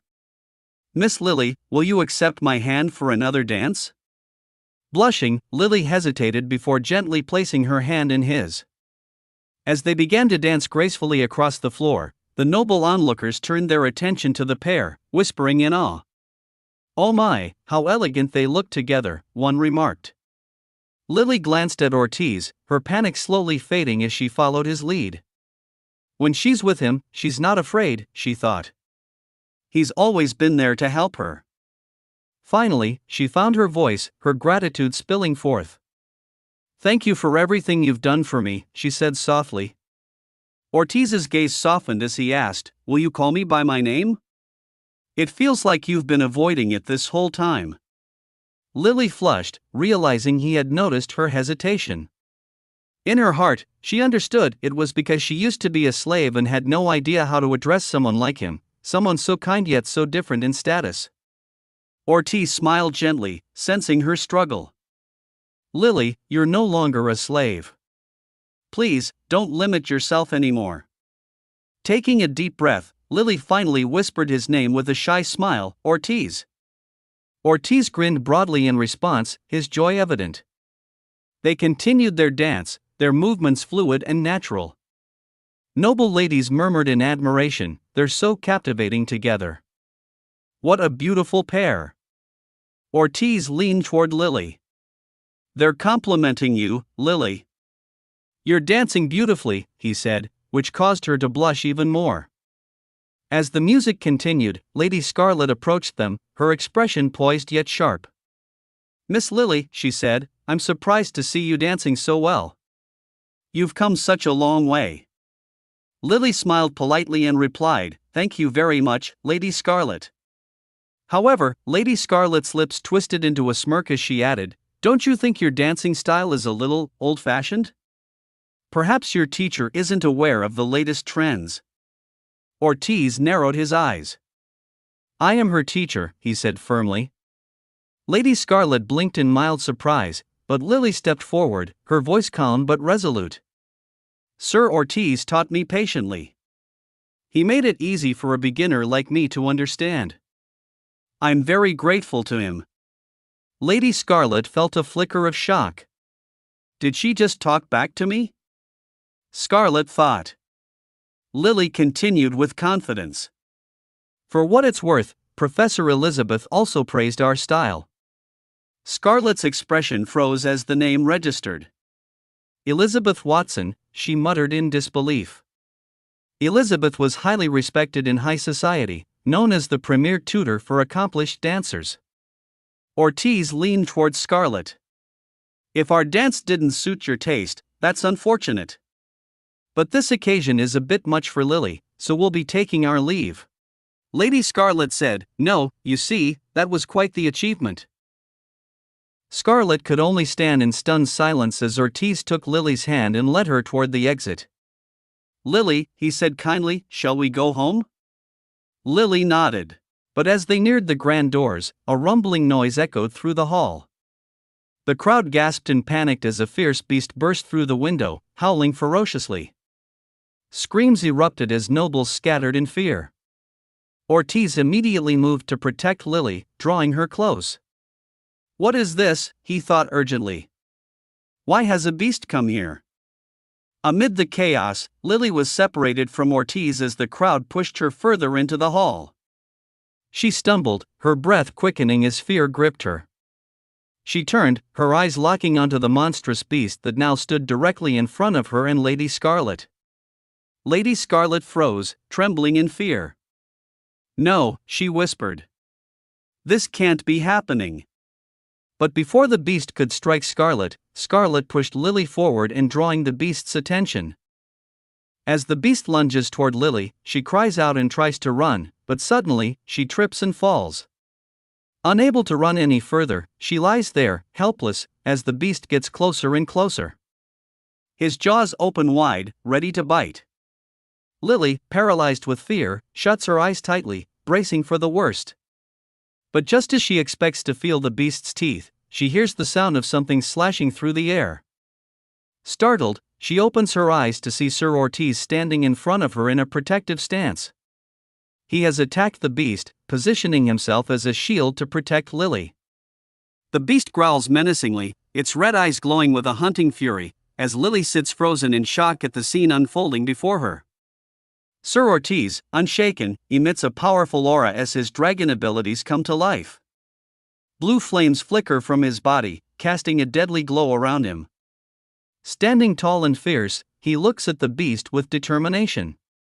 "Please, don't hurt her," Ortiz says, his voice calm but hesitant, as he reveals a part of his dragon form to intimidate the beast. Scales ripple across his arm, and his eyes begin to shift into a dragon-like appearance, glowing with intensity. The beast, however, is not easily deterred. It continues growling, glaring at Ortiz with unrelenting rage, its red eyes filled with bloodlust. Ortiz pleads once more, "Please, leave her alone." His hesitation to harm the creature is evident, but his protective instincts drive him forward. Meanwhile, the onlooking nobles feel a flicker of hope as they witness Sir Ortiz bravely standing his ground. "He'll defeat the beast," they murmur among themselves. Lady Scarlet, however, panics and, in a trembling voice, shouts, "Kill that foul beast." Her maid shields her protectively as the beast lets out an angry roar. Enraged, the beast suddenly lunges at Ortiz with terrifying speed. Ortiz doesn't flinch, instead, he raises his arm, which is now covered in dragon scales, to block the attack. Blood splatters onto the ground as the beast bites into Ortiz's arm, leaving a deep wound. Ortiz grits his teeth in pain but refuses to back down. Lily, still terrified, calls out to him, "Sir Ortiz." Despite the injury, Ortiz stands firm, using his dragon abilities to protect himself. He turns to the beast, his voice steady but filled with sorrow. "This is not where you should die," he says. His face begins to transform further, dragon scales creeping across his features as his half-dragon form becomes more pronounced. "Go back home," he commands the beast, his voice laced with both authority and compassion. The beast hesitates, momentarily startled by Ortiz's dragon-like transformation. It leaps backward, fear flickering in its glowing red eyes, but it doesn't fully retreat. It lingers, growling softly, still unwilling to back down entirely. Ortiz, breathing heavily, spots a knight's statue nearby. Attached to the statue is a sword, and despite his bruised and bloodied hand, he grabs it firmly. Holding the blade, he faces the beast with a mix of resolve and hesitation. "Leave her at once," he declares in a firm but trembling tone. "If you don't, I'll be forced to kill you." The beast's glowing eyes gleamed with an intense, predatory gaze as it let out a rumble, making it clear it wasn't going to back down. Ortiz closed his eyes briefly, taking a deep breath, and when he opened them, they were filled with resolve.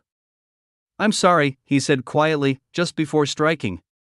With a sudden move, he pinned his blade into the beast's mouth and pierced through its skin. Blood splattered onto the ground as the beast let out its final breath and collapsed, lifeless. The beast had been killed. Ortiz stood over it, his breathing heavy, as Lily remained frozen in place, watching in shock. The gathered nobles erupted into cheers for Sir Ortiz, with one man exclaiming, "This is why you're the captain of the knights." A noblewoman, Lady Scarlet, sighed in relief and said, "Thank goodness." While the crowd clapped and celebrated, many were still in a state of disbelief at what had just transpired. Lily, still trembling, approached Ortiz cautiously, her gaze filled with concern. "Your arm," she said softly, noticing his injury. Ortiz, however, seemed troubled, visibly shaken by the act of killing one of his own kind. When Lily tried to reassure him, Ortiz abruptly covered his injured hand, avoiding her gaze. Lily, confused and scared, didn't understand what Sir Ortiz was doing. After a moment, Ortiz seemed to collect himself. "I'm sorry," he said, his voice subdued. He then turned to Lily and asked gently, "Are you all right?" Without waiting for a response, he added, "Let's check to make sure you're not hurt." "Follow me." Lily, still trembling, nodded and said, "Yes." As they began to leave, one of the maids approached Lady Scarlet and urged, "My lady, we must tend to your wounds at once." Lady Scarlet nodded. "Indeed," she replied, though her attention shifted briefly to Lily. As Scarlet crossed paths with Lily, she noticed something odd. There was a mark on Lily's exposed skin, visible due to her tattered clothes. Scarlet frowned in confusion, wondering what the mark could be. Later, Mary tended to Ortiz's injuries. As Ortiz asked about Lily's condition, Mary replied, "She has no serious injuries." Mary nodded and reassured him. "Don't worry, Sir Ortiz. She's resting soundly in her room now." Mary then turned her attention to Ortiz and noticed his hesitation. Ortiz, clenching his injured hand, explained the situation. Mary listened intently as he described how, after searching the surrounding area, they discovered that the beast he had killed wasn't alone. Two smaller beasts were also found nearby, and they had been killed as well. Ortiz speculated aloud, the mother must have been searching for food for her children. The weight of his actions began to settle on him. He thought about what he had done, not only to the beast and its family but also to Lily, who had been caught up in the chaos. He clenched his hand tighter, visibly troubled by the ordeal. Meanwhile, Lily remained in her bedroom, still trembling from the experience. In another part of the estate, Lady Scarlet sat in her study, reading a book. Her mind lingered on the mark she had seen on Lily's back. Scarlet eventually confirmed her suspicions. The mark on Lily's back was the mark of a slave. With this new revelation, Scarlet summoned her maids, Lilia and Miria, and asked them to provide any information they could about Lily's past. Still, Scarlet's curiosity wasn't satisfied. With a frown, she decided to involve an investigator. Scarlet instructed her informant to dig deeper into Lily's identity and uncover the truth. Her expression turned cold, a sinister smile crossing her face as she stood in the shadows of a dark alley, plotting her next move. Lady Scarlet handed a hooded spy a bag full of gold, her lips curling into a grim smile. She spoke confidently, "You can uncover secrets about anyone, can't you?" The spy nodded and replied, "It's true. I've never failed." Scarlet's expression turned darker as she revealed her intent. "In that case, I want you to investigate the true identity of a certain girl," she said, naming her target. The scene shifts to Lily, sitting dejectedly in her bedroom. She was still shaken by the events of the previous night, haunted by what had happened. As night turned into day, the household resumed its usual routines. Food was placed on the table, and a discussion about maintenance began. Sir Ortiz mentioned, "A tradesman will come in the afternoon to fix the broken lights." Lily, overhearing this, nodded politely and promised, "I'll make sure not to interfere with his work." However, when she glanced at Ortiz, she noticed something unusual. He avoided meeting her gaze, quickly looking away. This made Lily uneasy. She thought to herself, "Why won't Mr. Ortiz look me in the eye? Ever since the beast attack, he hasn't spoken to me directly or looked at me like he used to." Her eyes shifted to his injured arm, and she noticed faint traces of dragon-like scales forming. She recalled the day they had danced, how close they had felt, but now she felt as though he was distancing himself from her. The thought left her feeling isolated and confused. Meanwhile, Ortiz had his own worries. He thought to himself, "Lily is the one person I don't want to discover my secret." Elsewhere, the spy had already infiltrated the Duke's mansion, disguised as the tradesman sent to fix the lights. As he worked, Mary briefly checked on him. "If you need anything, let me know," she said.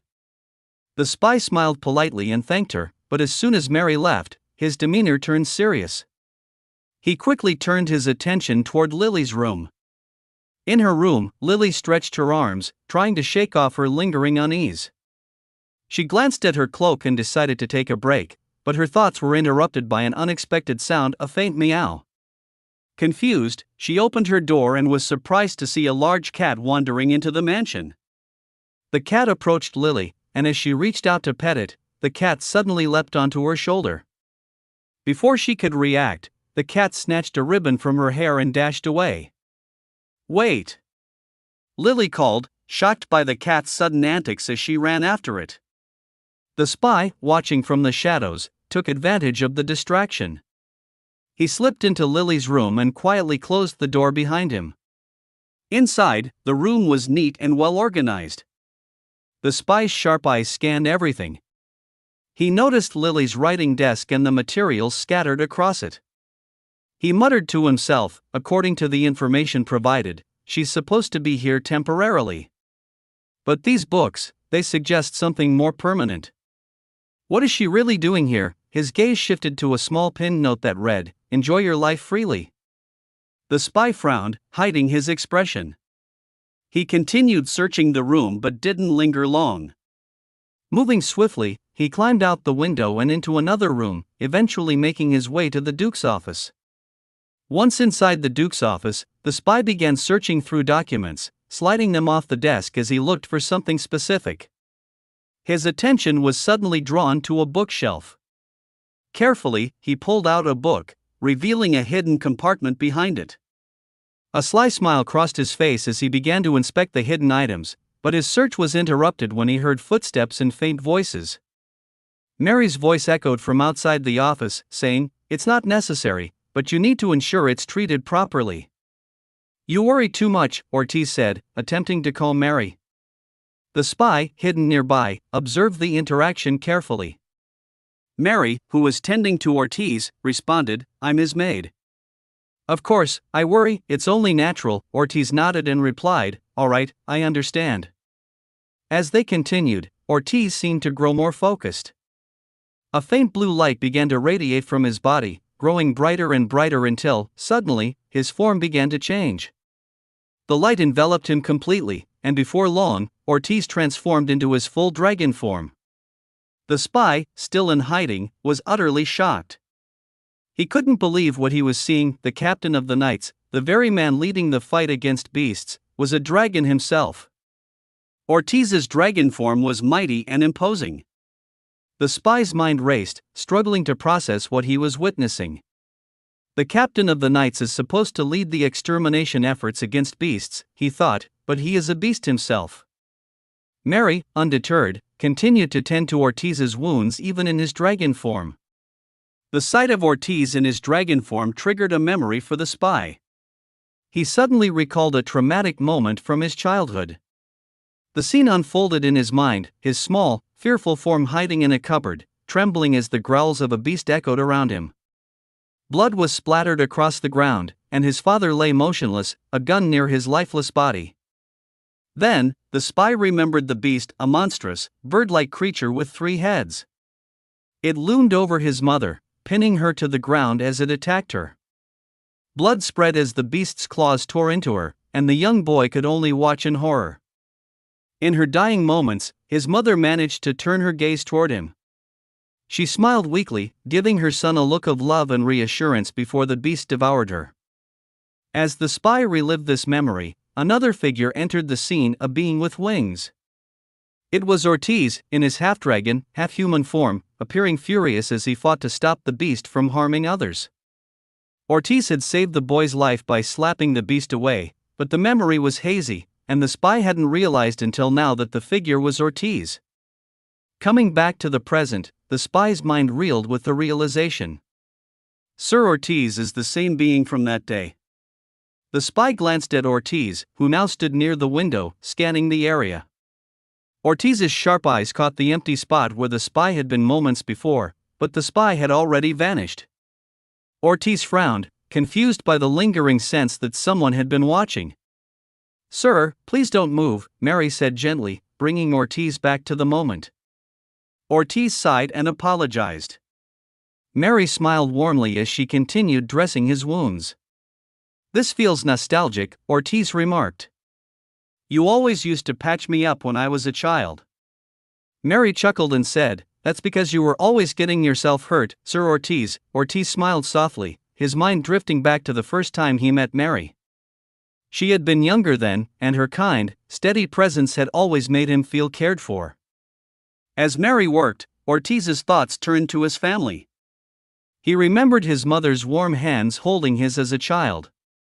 Then, he recalled his father, a powerful dragon, returning home. His father's large form descended from the sky, landing gracefully before them. With a shimmer of light, his father transformed into his human form. Ortiz's mother had rushed to embrace him, and the two had hugged tightly. Ortiz remembered their happy moments together. His father, a dragon, had fallen in love with his mother, a noblewoman.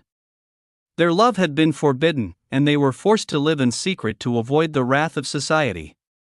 His father had always told him that if their secret were ever discovered, they would all be in grave danger. Despite this, they had lived a happy life together, filled with dreams of a future where humans and dragons could live in peace. They had been a happy family, but their peace was always fragile. One day, everything changed. Ortiz thought to himself, "We live in a world where beings like us are hunted simply for existing. I've killed beasts before, even though all we wish for is to live in peace with our loved ones." Mary, seeing Ortiz in his current state, was clearly worried. Meanwhile, in a dark alley, Lady Scarlet appeared with two of her maids, her face cold and calculating. The spy approached her, handing over the proof she had requested. Scarlet eagerly grabbed the documents, flipping through the pages with a wicked smile on her face. "I knew it," she murmured, her grin widening. "She's a slave." Scarlet thought to herself that if she used this information to her advantage, she could force Lily to leave Ortiz's side. Ortiz and Lily were being kept apart. Scarlet turned to the spy and praised him. "Wonderful work," she said. "Can I expect to request your services again if the need arises?" The spy responded, "I've completed the job as requested. That's how it works with my clients." Scarlet smiled and thanked him, her mind already plotting her next move. As the spy turned to leave, Scarlet suddenly called out, "Wait." The spy stopped and turned back, puzzled.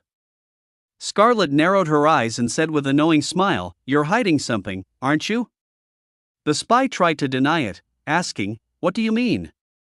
Scarlet frowned and replied coldly, "Someone like you can't fool someone like me." At that moment, one of Scarlet's masked guards pressed a dagger to the spy's neck. Scarlet leaned closer and said in a dangerous tone, "You'd better report every detail of your jobs to your clients. Remember that." Her gaze was sharp and intimidating, leaving no room for argument. The spy reluctantly nodded before being released and allowed to leave. Later, in the Duke's mansion, Mary apologized to Lily, saying, "I'm sorry to trouble you with this." But Lily shook her head and smiled warmly. "It's no problem. It's the least I can do after all you've done for me." The two women spent some time together, and Lily mentioned wanting to explore the town. Mary agreed, and they decided to head out. As they wandered through the bustling streets of the town, they noticed a crowd gathering. The lively chatter of the people caught Lily's attention, and she wondered aloud, did something happen? Mary echoed her concern, asking a nearby noblewoman, "Is something wrong?" The noblewoman, looking panicked, replied, "Mrs. Mary, it's terrible, you need to see this immediately." She led Lily and Mary to the source of the commotion, where they saw something that left them both utterly shocked. A poster had been put up, and on it was Ortiz's face. It declared him wanted for being a beast. At the Ortiz house, several noblemen stood waiting in anticipation. Outside, a carriage rattled noisily as it approached. When the gates finally opened, the carriage slowly rolled through, its presence drawing the attention of those gathered nearby. Back at the mansion, Ortiz was in his office when he saw the wanted poster for the first time. His heart sank, realizing someone had discovered his secret. He thought to himself, "At this rate, I'll be hunted down." Just then, Mary entered the room and said urgently, "Sir Ortiz, please excuse me." Ortiz looked up and asked, "What is it?" "I'm busy." Mary hesitated before replying, "Lady Scarlet has come to meet with you." Hearing this, Ortiz was taken aback. Why would Lady Scarlet come here? He wondered, a sense of unease settling over him. Moments later, Lady Scarlet sat across from Ortiz in his office, wearing an innocent expression that did little to hide her true intentions.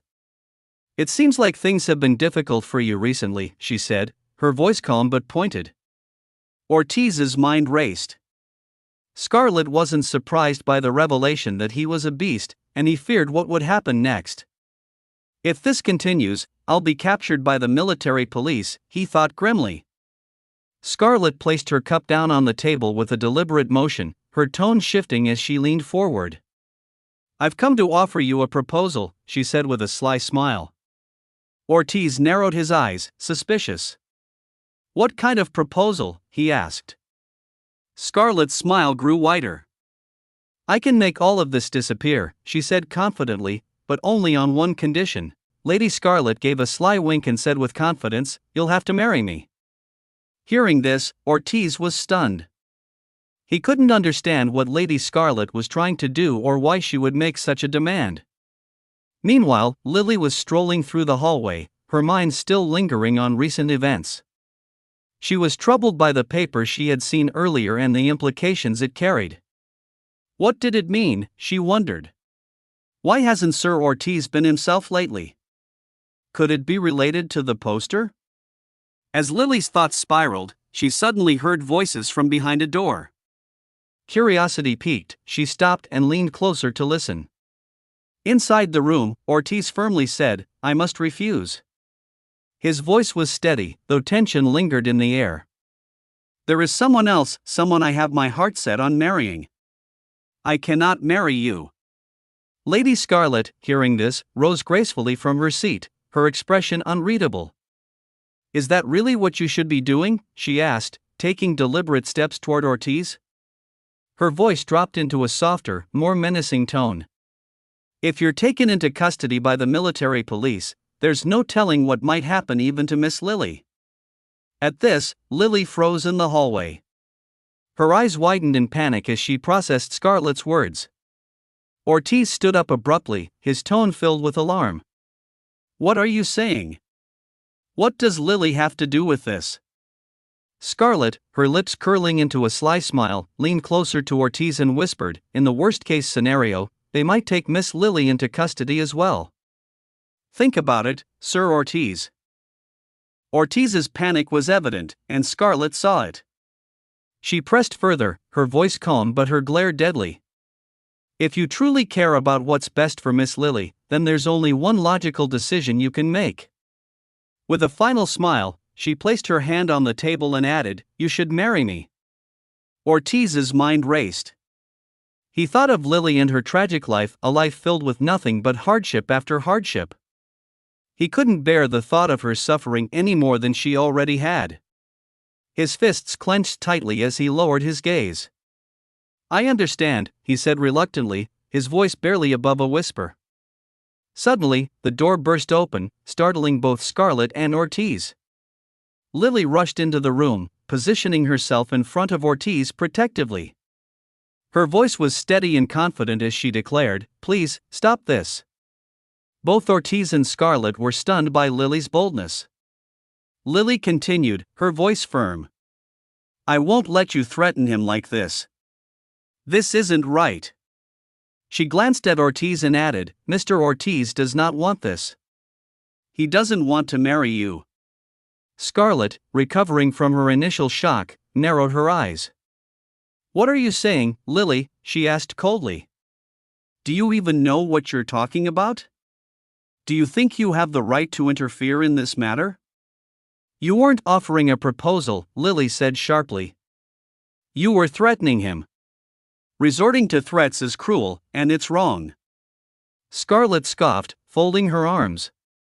"You're so quick to think the worst of me, aren't you?" she said with a mocking smile. "I was simply offering Sir Ortiz a choice." "Ortiz is completely free to turn me down if he wants," Scarlett said, her tone calm but laced with smugness. "It concerns him and his future, after all.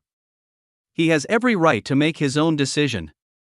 "But can you say the same?" Scarlett's gaze shifted to Lily, her sharp eyes narrowing. "Can you say you have the right to offer your opinion on whether Sir Ortiz should marry or not?" she asked coldly, pointing an accusing finger at Lily. Lily froze, panic flashing across her face. She had no answer. Scarlett's lips curled into a mocking smile. You don't, do you? She sneered. I mean, you're just a slave. Lily's fear grew as Scarlett's words hit her like a blow. Ortiz, standing nearby, was equally shocked. How does Scarlett know about Lily's past? He thought, dread sinking in. Did someone else discover her secret? Lily, her mind racing, silently wondered the same thing. How does Scarlett know this? How could she possibly know about my past? Scarlett's expression shifted, her frown deepening as her voice grew colder.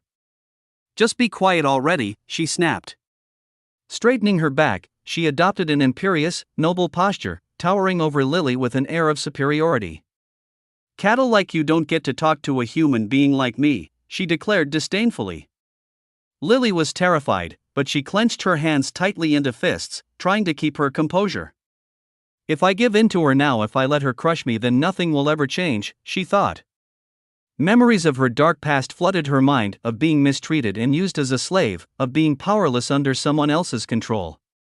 With trembling hands, Lily took a deep breath and spoke, her voice shaking but determined.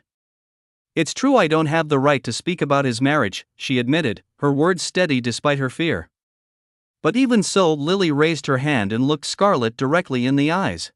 I don't want this, and I don't want Mr. Ortiz to marry you. Scarlett was taken aback by Lily's defiance. Her confident facade faltered for a moment, and Ortiz, witnessing Lily's bravery, felt a flush of emotion. He blushed as he looked at her, overwhelmed by her courage and conviction.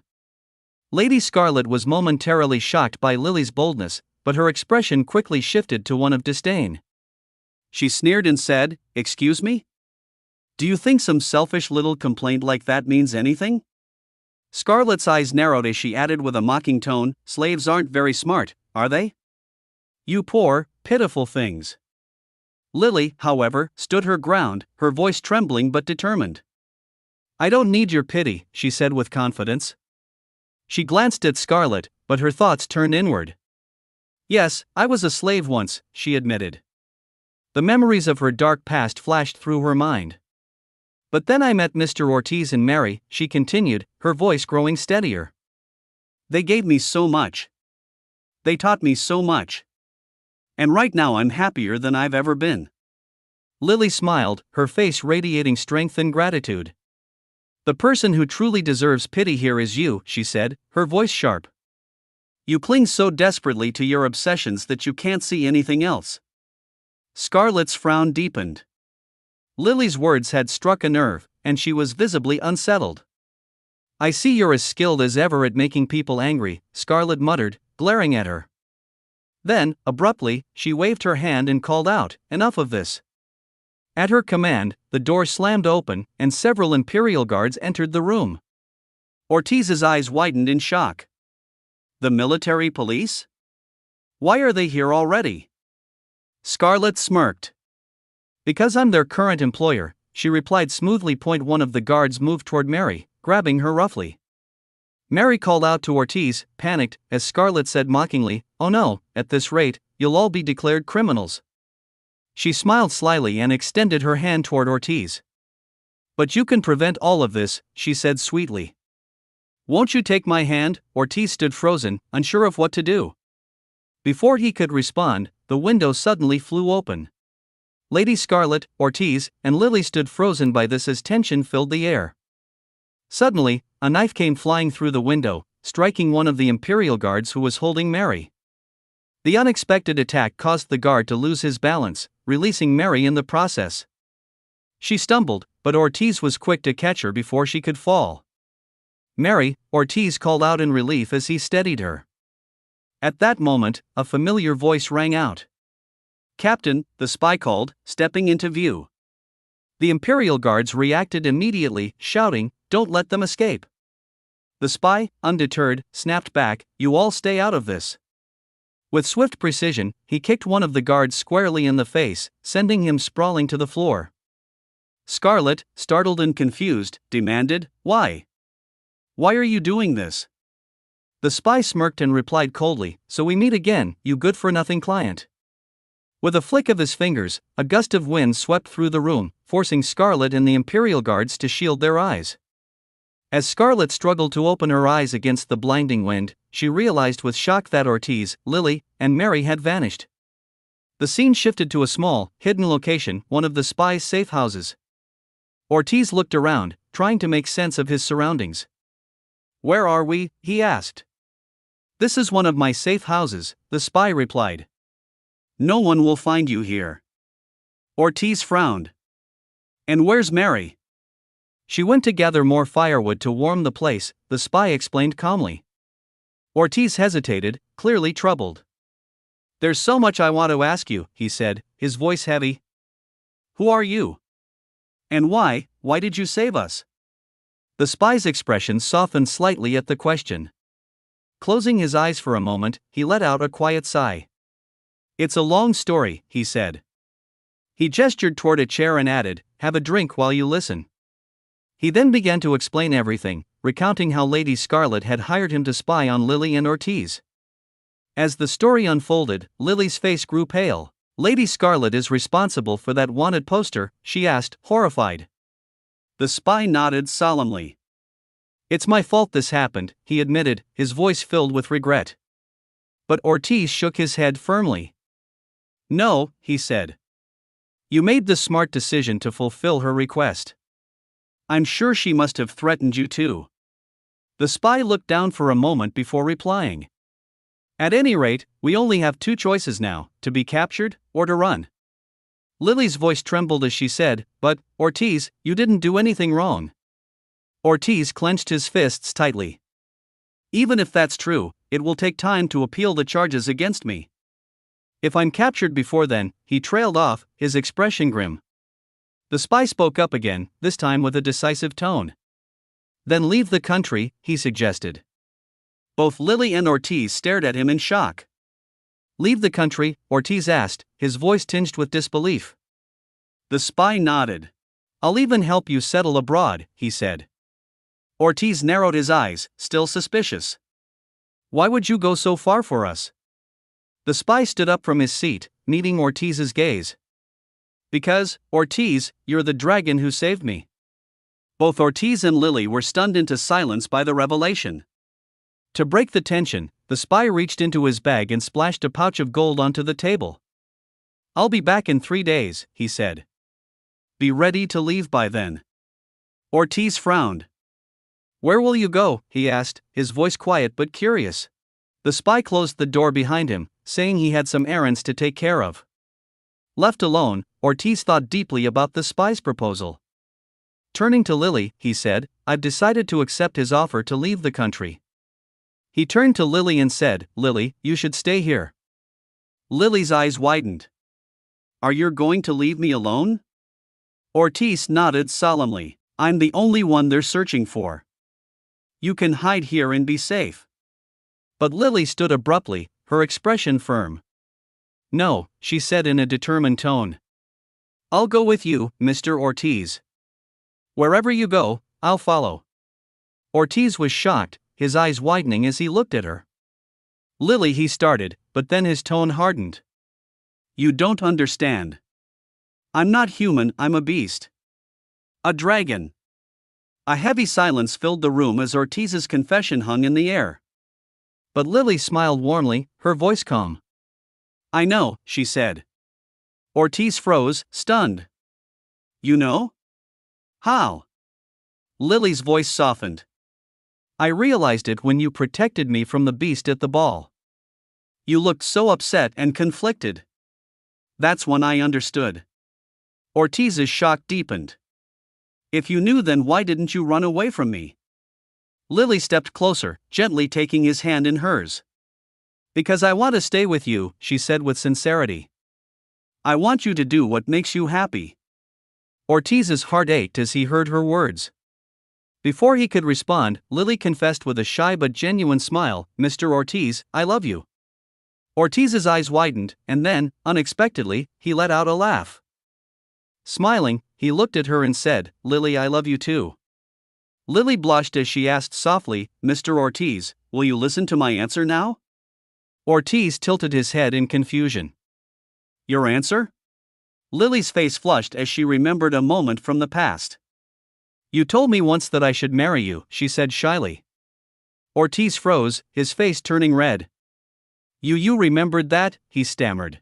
Ortiz panicked, standing abruptly and waving his hands in a flustered gesture. That was just something I said in the spur of the moment. You can forget about it. It was a one-time thing. Lily was taken aback by his reaction. Are you taking back the proposal? She asked, her voice uncertain. Ortiz, still blushing furiously, stammered, I'm not taking it back. Hearing this, Lily laughed softly. I'm sorry it took me so long to find my answer, she said. But Mr. Ortiz, I would like to marry you. Ortiz, overwhelmed, couldn't contain his joy. The two embraced warmly, holding each other tightly as they shared their happiness. Elsewhere, the spy reflected on the situation. Lady Scarlet, he muttered to himself, you left all the dirty work to your underlings. There's no evidence to tie you directly to the crimes. He sifted through some undiscovered papers and muttered, that's fine. If there's no evidence, we'll just have to make sure to make some fake evidence. Spy then burned the incriminating documents, his expression dark and resolute. If you're going to threaten informants, you'd better be prepared to deal with threats yourself, he added, his tone deadly. 3 days later, the spy, Ortiz, Lily, and Mary were sitting together, preparing for their departure. The spy asked, have you decided what you're going to do? Lily nodded. Yes, she said firmly. The spy reminded them, if you leave the country, you won't be able to return for a long time. Is there anything you need to do before we go? Lily closed her eyes for a moment and said, there is one thing I need help with. Meanwhile, Lady Scarlet was climbing the stairs of the Duke's mansion. A maid rushed after her, saying, Lady Scarlet, please wait. But Scarlet ignored her and pushed open a door forcefully. On the other side of the scene, Ortiz and Lily stood on the roof with bags, preparing to leave. Scarlet's frustration boiled over. I can't believe it, she muttered angrily. You're really leaving just like that? Lily turned to Scarlet and said, we left behind many precious things, but we've prepared ourselves for this journey. Scarlet's voice softened, almost pleading. So there's really nothing I can do to make you choose me? Before Ortiz could respond, Lily stepped forward. There's one thing I need to ask you, she said. Scarlet raised an eyebrow. What is it? Lily's voice was steady as she asked, you never liked me, did you? Was the only reason you pretended to be my friend just so you could arrest me? Scarlet's expression darkened as she let out a cold laugh. So you finally figured it out, she said mockingly. You were so oblivious, it's laughable. You took everything I said so seriously, never realizing I was being sarcastic. Oh, and by the way, it was me who sent the man to be your dance instructor. Scarlet sneered as she continued, slaves like you really are such dumb little toys. Lily remained calm, despite Scarlet's harsh words. She smiled softly and said, thank you. Scarlet blinked, confused. What did you say? Lily repeated, thank you for being mean to me right up until the very end. Because now Lily faced Scarlet with a calm but resolute expression. I won't have any regrets, she said. You can continue to hate me for the rest of your life, if that's what you choose. Scarlet narrowed her eyes. What did you say? She asked, confused by Lily's boldness. Ignoring her, Lily turned to Ortiz and called his name softly. Ortiz held her hand as they prepared to leave, but suddenly Scarlet pointed a knife at them, blocking their path. Sit down and wait, Scarlet ordered, her voice sharp and threatening. Ortiz glared at her, his expression dark and unforgiving. Scarlet smirked and said, do you understand what's about to happen? If I capture you both now, I'll turn you over to the military police. At that moment, the sound of heavy boots stomping echoed through the hall. The military police were approaching quickly. Scarlet smiled triumphantly and turned to her maids. Excellent work, Lilia, Maria, she said smugly. But one of the maids stammered, no, my lady, we didn't call them. Scarlet frowned. What? She asked, her confidence wavering.